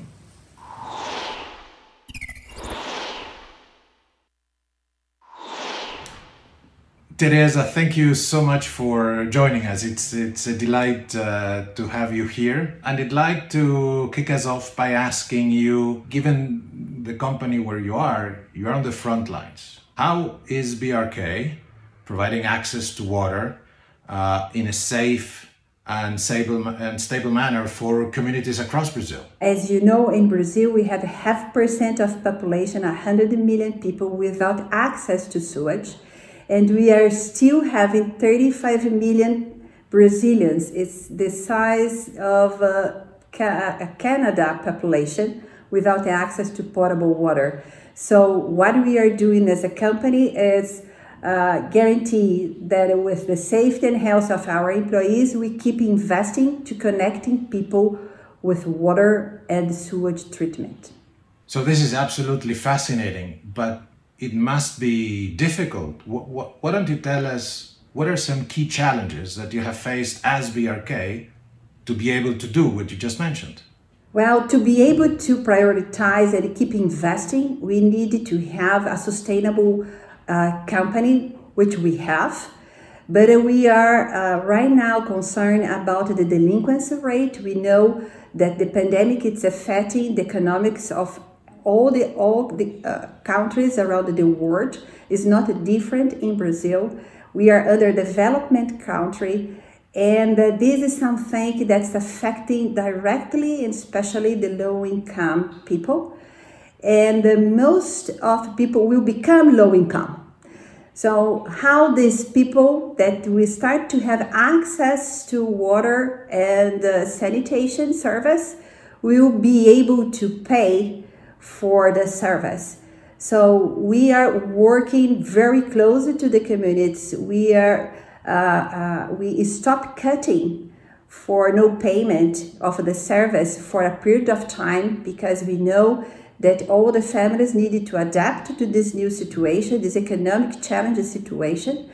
But we need, and we are having the support of the federal government to help the companies to have access to programs that allows us to keep investing, to support the liquidity of our organization, and so being able to provide the service that we are here to provide. We have a gender dimension to COVID-19, and there is of course a gender dimension to what BRK does as a company. You mentioned lack of access to particularly sanitation in Brazil, as well as to clean water. Give us a sense as to how this is impacting women, particularly in rural areas, but we also know that the issues in Brazil and elsewhere in Latin America and the Caribbean is the urban poor. We performed research last year that shows to us with data, official data, that women without access to sewage and water, they perform 25% worse than women when they try to apply for a college or a high school. So it's amazing how women is being affected by lack of sanitation, this basic service. And every time that the women spend caring about the family is the time that she doesn't have to work, to study. So, and in this situation now where we have the COVID, the situation is even worse. So what we are doing at BRK, we are reinforcing our social programs that it's focused on the women's, and projects to generate income, to help that women to have some income. And we have a plumber training that we perform, a free training for in all our concessions. We have 22 concessions, more than 100 municipalities in Brazil, and more than 15 million people served by our service. So thank you, Teresa, because this has been a phenomenal conversation. We have a significantly better appreciation of what BRK as a company and you as a CEO leading the company is doing for the Brazilian population. So thank you. I really appreciate to be invited to share ideas and experience with IFC and all the team. So thank you very much. Hi, my name is Gillian Davidson. I'm a sustainability professional and I'm also a non-executive director on mining companies, and I sit on the executive board of the Global Battery Alliance. I'm coming to you today from a sunny Edinburgh in Scotland with my husband. Hi, I'm Jeff Carbeck. I'm Gillian's husband. Profession number one. I'm a material scientist and inventor. By background, I'm also an entrepreneur, and I currently run a company called 10X, which is completely transforming the way we do strategy and insight consulting for all sorts of large organizations. I always really appreciate the times we get to work together, because when we do, it is quite cross-disciplinary, given our very different backgrounds. Two of the things that we see that's happening, one is this, I mentioned it earlier, this idea of radical collaboration. So not one or two people working in the laboratory together, but literally whole organizations aligning against strategic objectives and bringing all of the resources and capabilities to solve problems and to get things done. And I think some of the work you're doing with the Global Battery Alliance fits into that mold. One of the areas we saw it happen was in production of ventilators. So there was this whole mobilization of what we call the innovation community. Everybody from manufacturers suddenly redirecting their production capabilities to make ventilators, to entrepreneurs calling for large organizations to open source their designs so they could quickly improve them and make them more manufacturable. You know, one of the areas we've been working in for a long time at 10X is the whole idea of how do you take advantage of the excess global capacity of people's talents and knowledge, right? How do you plug that into problem solving? And, you know, we've been doing that for a while, but we're seeing now that this is becoming a much more rapidly adopted model for getting things done. Not one or two people working in a room together, but literally dozens of people working on bigger problems together using you know, these digital tools like Zoom and Slack and others. What's been a really interesting development for me sitting on the board of mining companies is that our rapid response to dealing with COVID is to go extremely local. And so, you know, to avoid the movement of people as part of our strategy. But what that really is challenging us with is how have we previously been engaging with local, and have we got that set up well enough that we can still operate to the effectiveness and the efficiency that we need to? And what does that mean going forward? Because frankly, I think we're going to see a big shift in the enhancement of the need for the local as an actual business strategy. And that's going to go, I think it's going to challenge us to go beyond the whole concept of local content to really, how do we make our assets operate as fully local assets? We think about the future of work is three sort of classes of outcomes post-COVID. So one is knowledge workers who used to go to an office every day, now working remotely in a distributed fashion. I think that will you know, be a durable effect. The second you talked about is automation, and we'll see that, I think, across anything that requires less human interaction and greater human safety is a big theme. And then I love this third one, which is for another whole type of activities and set of roles and capabilities, it goes very local. This type of conversation really makes you reflect on myself and on us. And I think there's a couple of things that have really come through. And one is around the critical role of empathy and empathetic leadership. And this isn't just about business and budgets and costs, but you know, what we're going through right now is devastating. I've been really thinking about how do I contribute more in my own community and where I am right here. Thank you for taking the time and having this fascinating discussion with us here in our kitchen. I really actually enjoyed it. Thank you.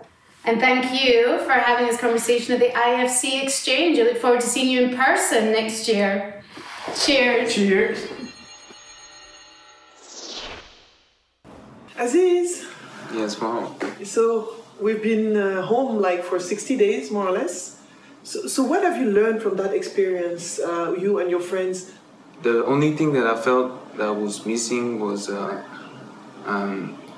the human interaction, you know, because even though we're talking on the phone, we're texting, I kind of missed my friends. What have you learned too during these difficult times of COVID-19? I mean, I've learned many things. I've learned things about you. As you said, you were always on the phone and you have that need of communicating with people of your generation. I believe that other parents might feel like me, that your generation, you're always on the phone, so maybe we feel a bit disconnected with you in the house.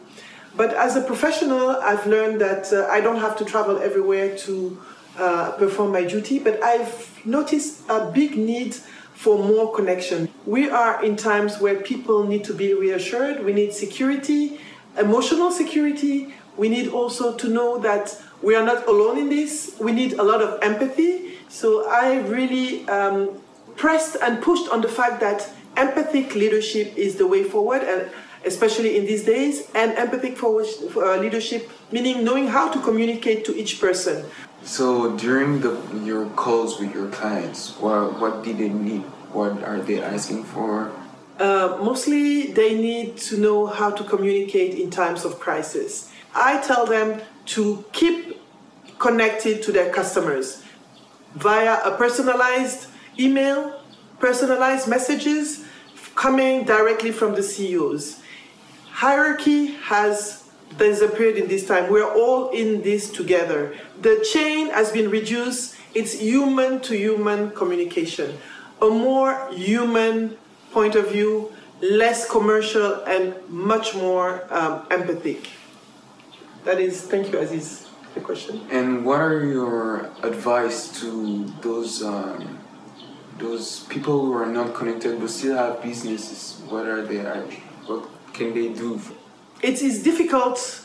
What we started an initiative with women who are on the markets that we're trying to help, because they are not connected, obviously, but they still need to find a chain and a network to sell their goods. They need to touch the customers. So what we're trying to do is start a small application that will be working on USSD and on a platform, also on smartphones, in order for them to reach the customers. And we also try to tell our customers that it is now, especially the local producers, the people who do local things, it is now their time to push for the made in their country, for the local content, the local production, because all the borders are closed. We don't really have a choice. Now is the time to support the made in and to support the local producers and to consume what we produce. Thank you, Mom. Aziz, what do you do for fun? For fun, I play PS4. Yeah. I work on my projects on my laptop at night. Talk to people a lot on FaceTime. That's my time. Thank you. And I force him to come walking with us, me and his brother. We do regular walks. I used to do them once every 2 days, and it really relaxes us. It allows us to have fresh air and energy. It was nice to be here, and we're looking forward to a more connected world. Bye, everybody, and looking forward to hear more of the other speakers at IFC Exchange. See you. Bye. So, just so everybody knows, my name is Mark Podlasly. I'm a member of the Ntokamak Nation in South Central British Columbia in Canada, and I'm here interviewing an elder from my community.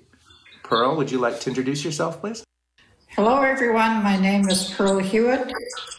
I'm from Cooksbury Band of the Ntokamak Nation in Southern Interior, BC. You're a member of our band council as well as an elder in the community.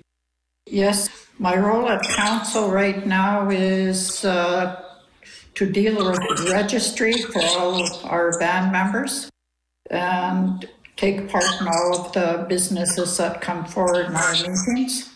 Our community is situated in Spence's Bridge. We have a few reserves around here, and not too many people of our community live within our reserves. We're isolated from major centers for essential services. One of the things we did was that we had the chief and Councillor David get in contact with all of our band members that are off reserve and actually ask them how they're doing during the COVID, and saying we would be able to support them. We didn't know all of the people's addresses or phone numbers. We mostly covered all of our band members by phone or email. One of the issues for our community, because we're so remote, is a lack of jobs and a lack of opportunities for our younger people to work and stay within the territory. As you're in the community, what advice would you give to the younger generation about preparing for the future in terms of work or education or being involved in the community? One of the things that I had discussions with certain people is to try to since this pandemic came in, to try to go into natural resources, because that way we can be equipped with the knowledge of the land and the air and the plants that are out there. That way we can be self-sufficient in areas that we aren't now. How are you faring in this pandemic? It has been difficult trying to connect to the community. How do I get a hold of people? Not all of our people have internet access or electronic devices like computers or iPads. Yes, that's what we have to use, is all the technology nowadays, not like before. We had to go on horse and buggy and horseback or walk to spread the news about certain things. Nowadays, you just jump in a car and away you go. So I want to thank you for taking time to talk to me today. Okay, thank you too. Always another day.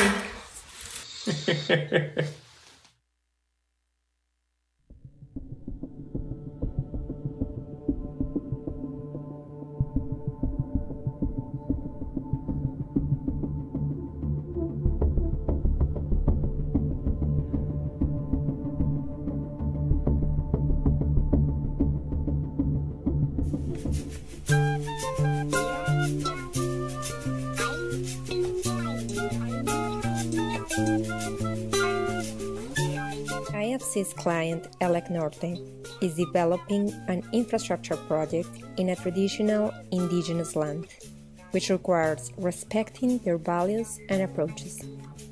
Estas comunidades previamente fueron consultadas e informadas acerca del proceso del proyecto que íbamos a construir, y de acuerdo a la intervención que se realizara en su comunidad tendrían una compensación que era entregada mediante algún proyecto que ellos previamente elegían.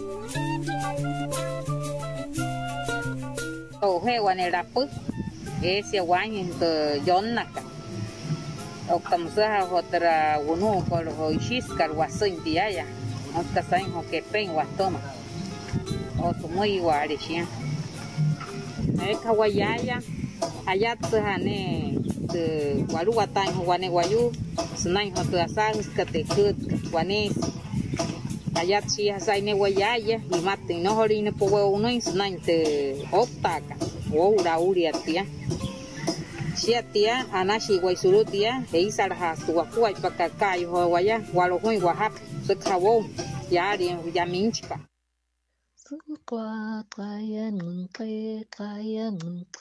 The Khoi are among South Africa's oldest indigenous peoples.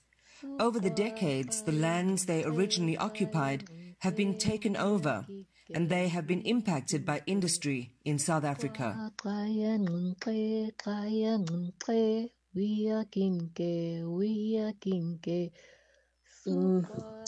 Khoi culture, our elders are very important because they are the knowledge holders. So the elders are the most important people in our community, and we respect them a lot. You know, most of our people, they are lumped in a township, so most of them have sort of forgot some of the ways. I think this COVID-19 has made people to realize to go back to nature and use plant-based healing methods. This is the new medicine bag of my father. Make a new one. Yes.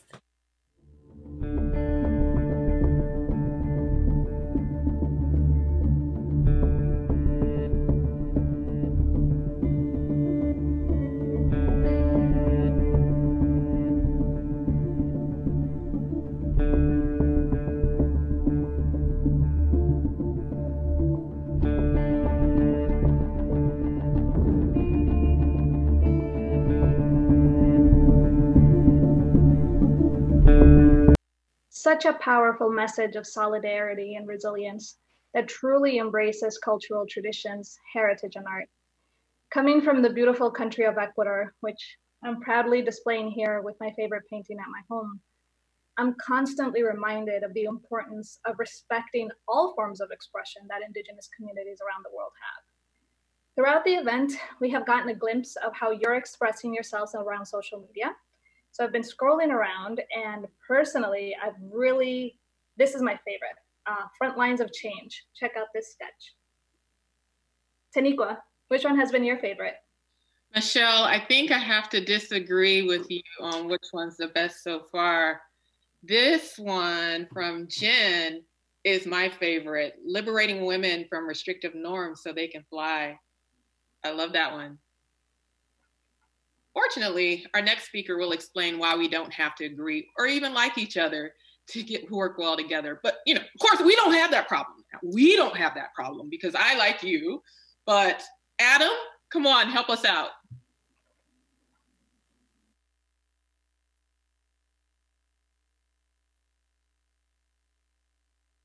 I'm Adam Kahane. I'm in the Laurentian Mountains north of Montreal with my wife Dorothy.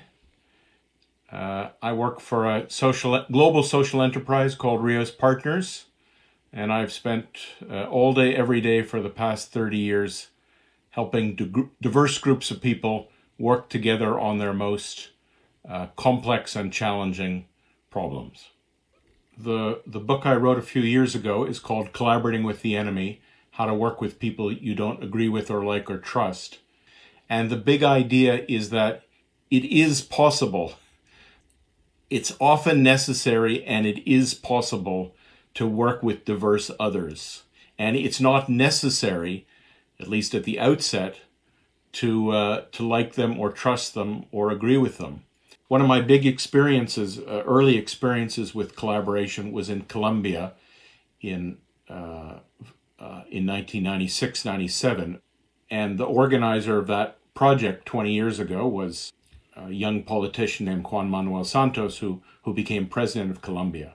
And as you know, in 2016, he won the Nobel Peace Prize. And on the day the Peace Prize was announced, in his remarks to thank the Academy for the award, he mentioned this process that we had gone through in 1996. A few months later, I was in Bogota, and I had a chance to ask him this question, which is, why did he remember those workshops, that collaboration, so long ago? And he gave me a very good answer, a very interesting answer. He said that the reason I so often mention that exercise in 1996 is because that's where I learned that, contrary to all of my education, my political education, my family education, my cultural education, that's when I learned that it is possible to work with people that you do not agree with and will never agree with.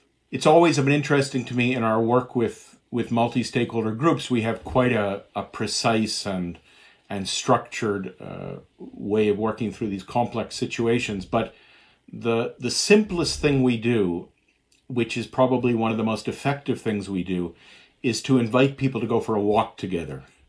You know, we're going to break for lunch and we say, why don't you look around the room, find the person most different from you, and go for a walk with them for half an hour. There couldn't be something simpler than walking with somebody else for half an hour, and yet so often people say, this was the best part of the meeting. This is actually where things shifted. The thing about walking with somebody is it's the experience of being accepted for who you are, and that if you're accepted for who you are, you might be willing to relax enough to consider changing what you're thinking or doing. So what is it that's really going on in these multi-stakeholder settings? I don't think it's about people convincing each other. I think it's about people having the experience of being accepted and therefore being willing to consider doing things differently. I can't think of a time when the future is more uncertain. There's a phrase that Deng Xiaoping, the Chinese paramount leader, is famous for having said, I think it's such an extraordinary phrase because we imagine China as being directed so forcefully and clearly from the top, but he's famous for having said, "We're crossing the river feeling for stones." And this image that, even if we know where we're trying to go, we just have to feel our way. And I'm certainly seeing that even amongst the most skillful leaders now. Thanks, Adam. I was so inspired by your story about the power of walking. I decided to step out a little further into nature myself and bring my laptop so I can continue to watch the show. Hey, should we check again in Kenya? I want to see what's happening there. They must be almost done. Come with me.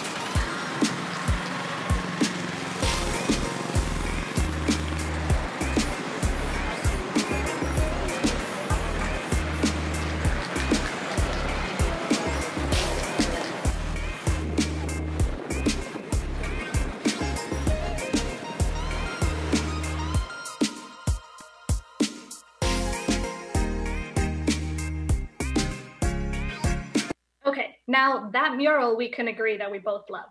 It's really inspiring to see artists jump into action. But before we move on to our next segment, Taniqua, let's get our audience to spring into action. While you're listening, we would like you to act by responding in the chat box on your right. Please share thoughts on what you might do next. Thanks for your continued active participation and for sharing your thoughts. Hi, I'm Namrata Thapar, the Global Head of Mining at IFC. I'm so glad to see you all at the 2020 Exchange. The spirit is the same, however, the platform always different and outside the box. Over the years, we've come together to discuss the challenges and opportunities facing the mining industry for its sustainable growth. At IFC, our obsession is to figure out how investments can be catalyzing development and inclusion in the emerging economies that we work with. For example, over the years of 2009 and 2018, IFC mining clients have generated over $4.4 billion in government revenues through royalties, taxes, and dividends, sourced $19.5 billion of domestic, locally produced goods and services, and employed over 37,000 direct people on the ground. But how can we do more? It reminds me of what Mark Cutifani said at the beginning. For companies to survive, they need to understand the value creation for the society and the value that society can actually appreciate. So, join me in calling to action the next discussion on climate, gender, education, and youth. And I welcome you all to share your thoughts, your stories on the chat platform or on LinkedIn on the IFC Sustainability Exchange. I'm so glad to see you all and hope to see you in person next year.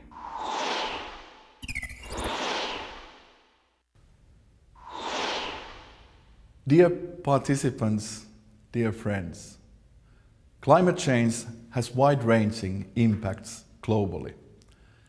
That is why we need to use all possible tools to combat it, including foreign policy, trade policy, and development policy.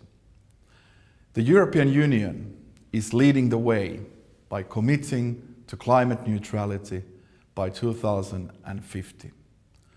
The European Green Deal is mapping out the path towards that goal. Finland aims to be carbon neutral by 2035 and carbon negative soon after that. In the Ministry for Foreign Affairs, we have therefore mainstreamed climate change in all policy sectors. As the consequences of climate change and the COVID-19 crisis burdens poor developing countries the most, Finland is committed to supporting developing countries in their climate mitigation and adaptation efforts. Finland allocates climate finance through all channels of its development cooperation, from NGOs to multilateral organizations. One priority for us is to mobilize private financing to tackle climate challenges. In this context, in September 2019, our government decided to allocate over 500 million euro in returnable development policy investments over 4 years. 75% of that funding will go to climate and 60% will go to Africa. The private sector can provide both innovative technological solutions and much needed capital to tackle climate change. Our national development and financing institution, FinFund, leverages the knowledge and financing power of the private sector. In 2017, we launched a Finland IFC blended finance for climate program with 114 million euro investment by Finland. We are so pleased with the results we have achieved with the IFC. We've been able to fund innovative solar and hydro projects and are creating markets where there did not exist before. As the climate crisis has not gone away, this is the time to build back better and greener. Two themes are particularly important for Finland: circular economy and climate resilience by strengthening meteorological capacity. Lastly, dear friends, I would like to mention the important work of the Coalition of Finance Ministers for Climate Action under the co-chairmanship of Finland and Chile. Combating climate change is the task for all governments. Climate change affects us all, and it's only through common efforts that we can achieve a cleaner and a more resilient world for us and for the generation to come. Thank you so much. Hello, I'm Gary White, the co-founder and CEO of Water.org and Water Equity. It's a pleasure to be back with all of you again this year at the IFC Sustainability Exchange. I want to talk today about the importance of safe water, which is more critical than ever in this time of COVID-19. But before I dive into that, I want to throw it over to my co-founder of Water.org and Water Equity, Matt Damon, who's going to talk a little bit more about our work. What we do is we give, we facilitate microloans to some of the poorest people on earth so that they can get the water solution that is right for them. And it's been this incredible success story that's scaled a lot faster and better than we could have even hoped. And in 2012, we reached our first 1 million people, and we're about to hit 30 million people. So in less than a decade, we're scaling really quickly. And the good news is that the poorest and most vulnerable people on earth will actually take control and take charge of their own solutions is something that we believed, and we've been proven right. So it's been a wonderful success story for us, and obviously COVID is kind of the latest wrinkle in this journey. We've been able to build an evidence base that shows that people living in poverty are willing and able to pay for these services if given the opportunity. Now, we know that this represents billions of dollars in capital around the world that, if could be directed more efficiently, many more people could get access to safe water. Water is PPE. Water is like the very first level. It's hard for us to relate to water because it's ubiquitous for us. We can go to a tap in our kitchen and our bathroom, you know, our toilet water is cleaner than the water 2 billion people or almost 1 billion people on planet Earth have access to. But that first level of PPE, we wouldn't even think of that in the West, but it's water. Access to safe water is more important than ever during the time of COVID-19. And we know that when one of us is at risk, we're all at risk. We need to come together to make sure that families not only survive during this time, but emerge from the other side of the crisis in a stronger position and able to be resilient to future disease.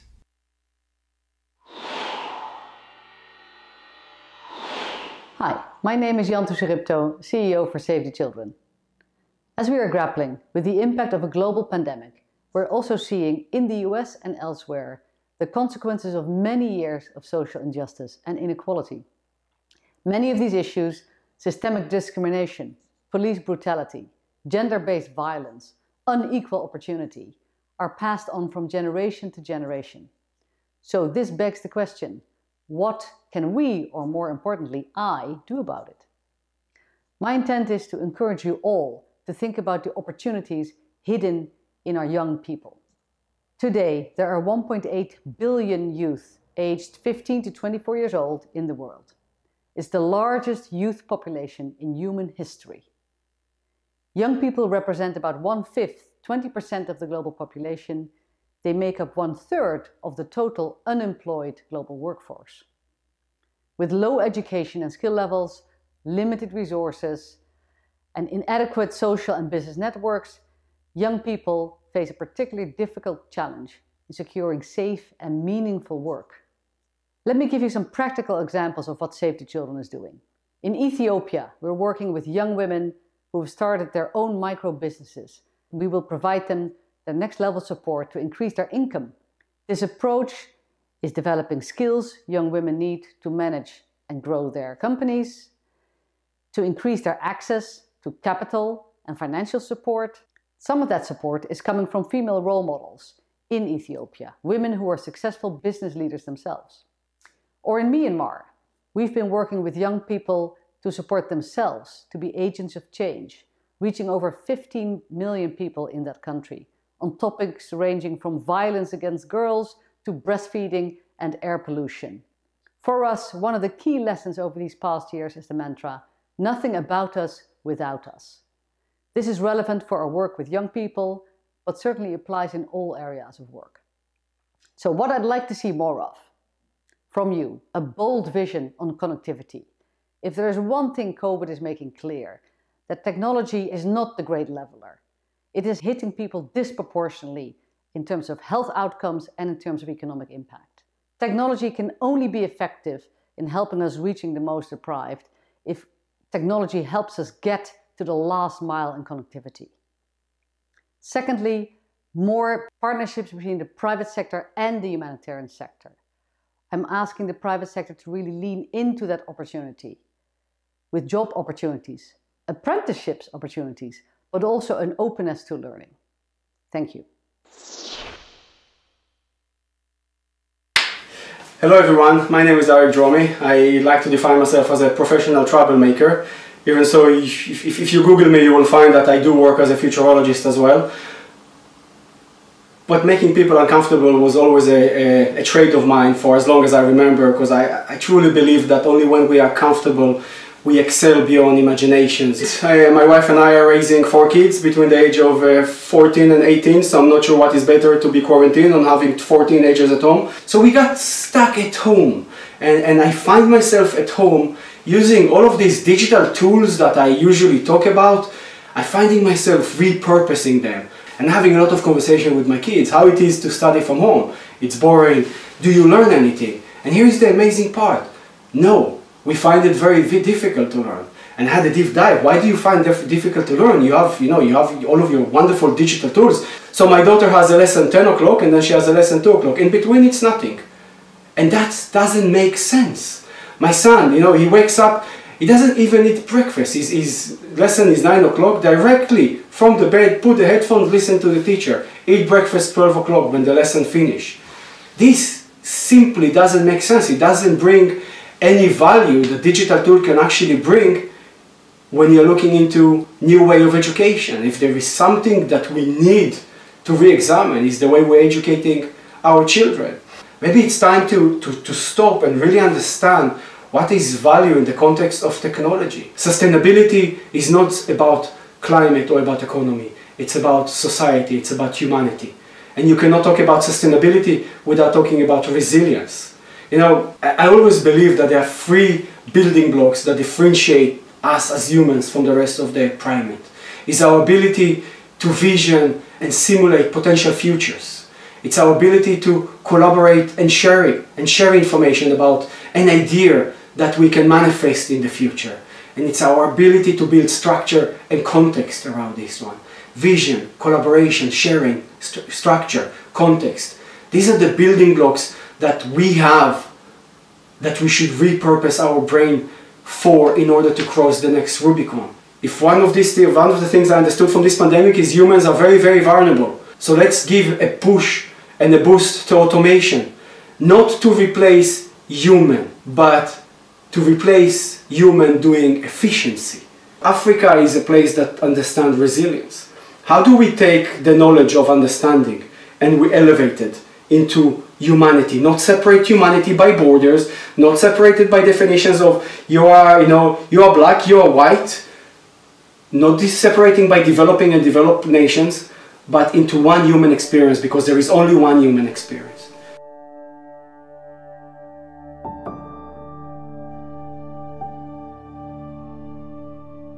I think we've proven that we can be quite effective virtually. As we wrap things up, let me take a few minutes to share a few thoughts. First, cities remain at the front line. Over half of the world, 4 billion people, live in cities. Cities generate 80% of the global GDP, consume 2/3 of the world's energy, and emit 70% of greenhouse gases. We are seeing this growth because people yearn to be connected to the grid, to infrastructure, to jobs, and most importantly, to one another. Cities are where the action is, where things will happen, but also where tensions arise. The second point I want to highlight is that digital is a make or break. We are investing heavily so that people can be connected to services digitally.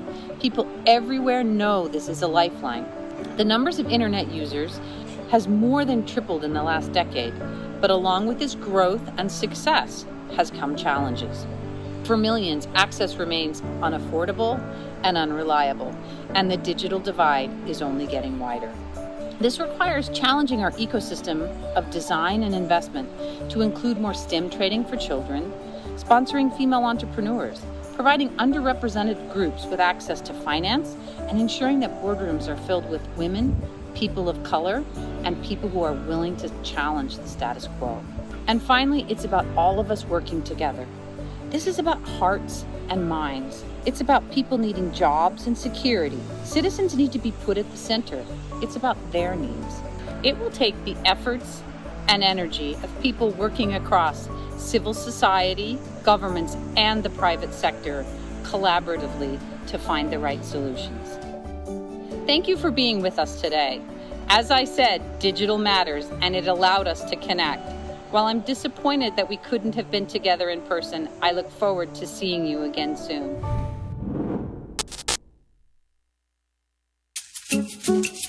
So, for the last couple of hours since the session on cities, our cartoon artists have been sketching live, improving the draft images and captions based on your insights and suggestions.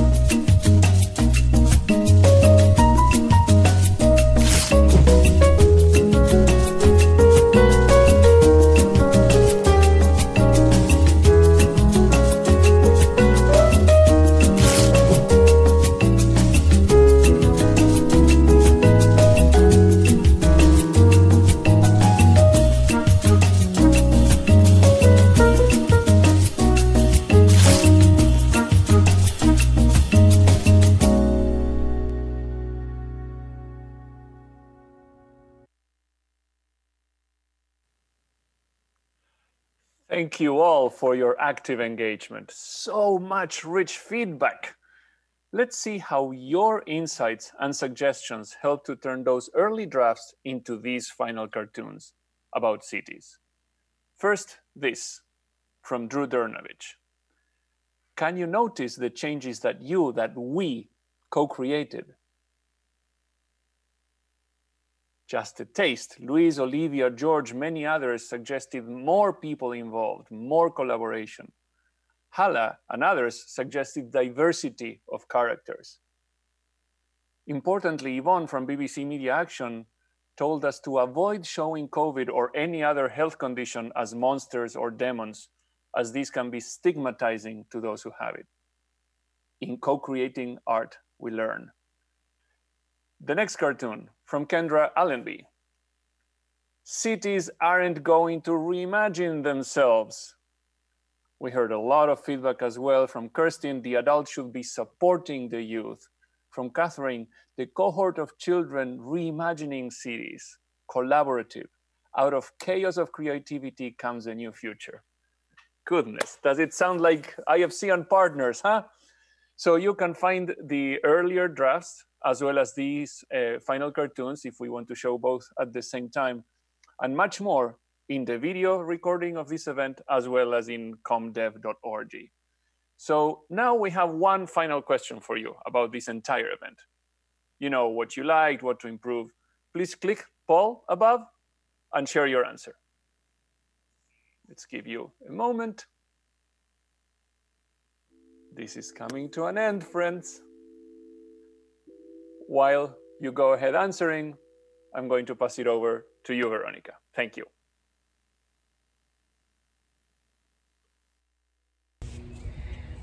So I invited my kids to come and join me. They've been watching some of the day with us. I hope yours have been too. It's been an amazing experience. We're so grateful to all of our speakers and all of you for participating, all of our artists. We cannot wait to do this with you again. Until then, let's go check back in with our mural in Kenya and see the final results. You ready, girls? Yes. Ready? All right, let's do it.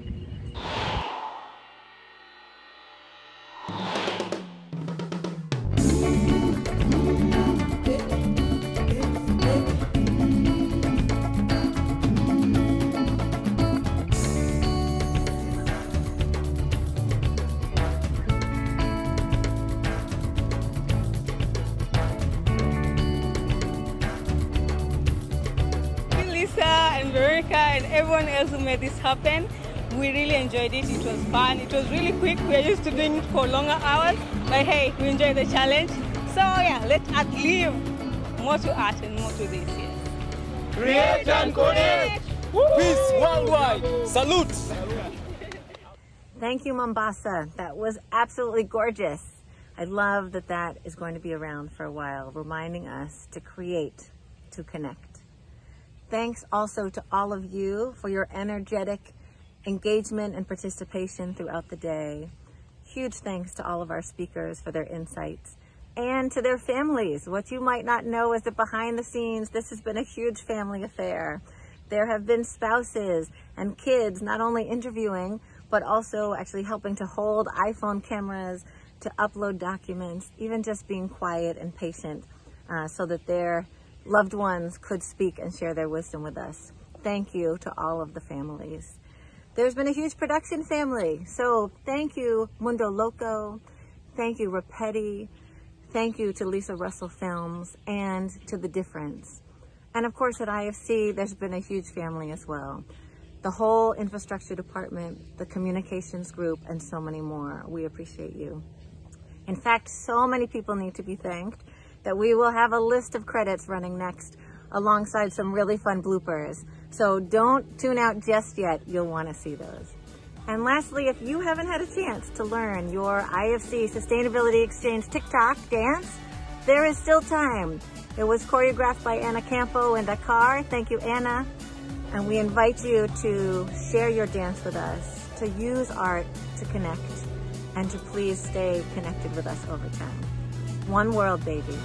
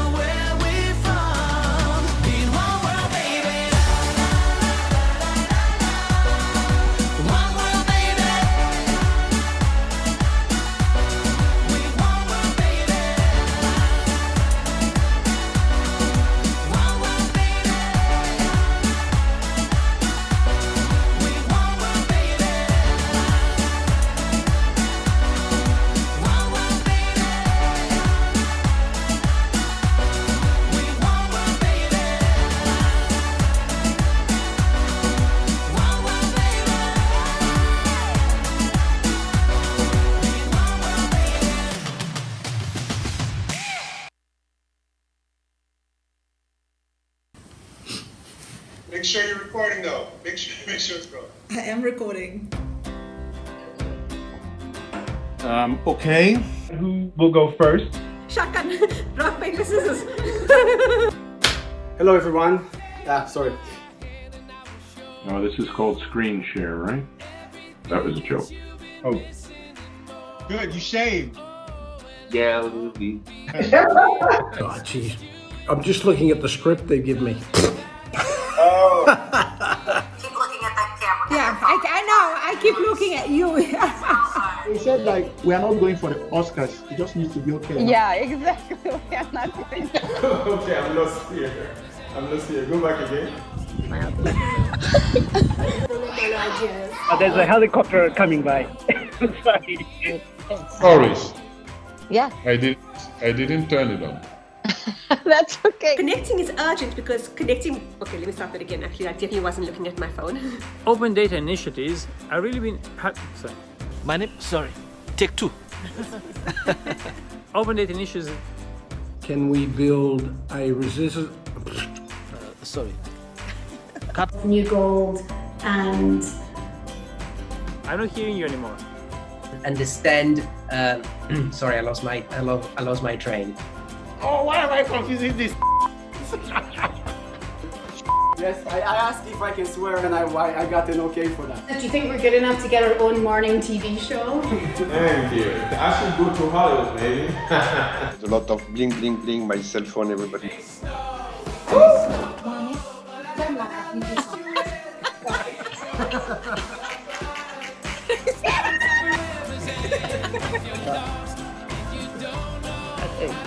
Sorry. Keep rolling.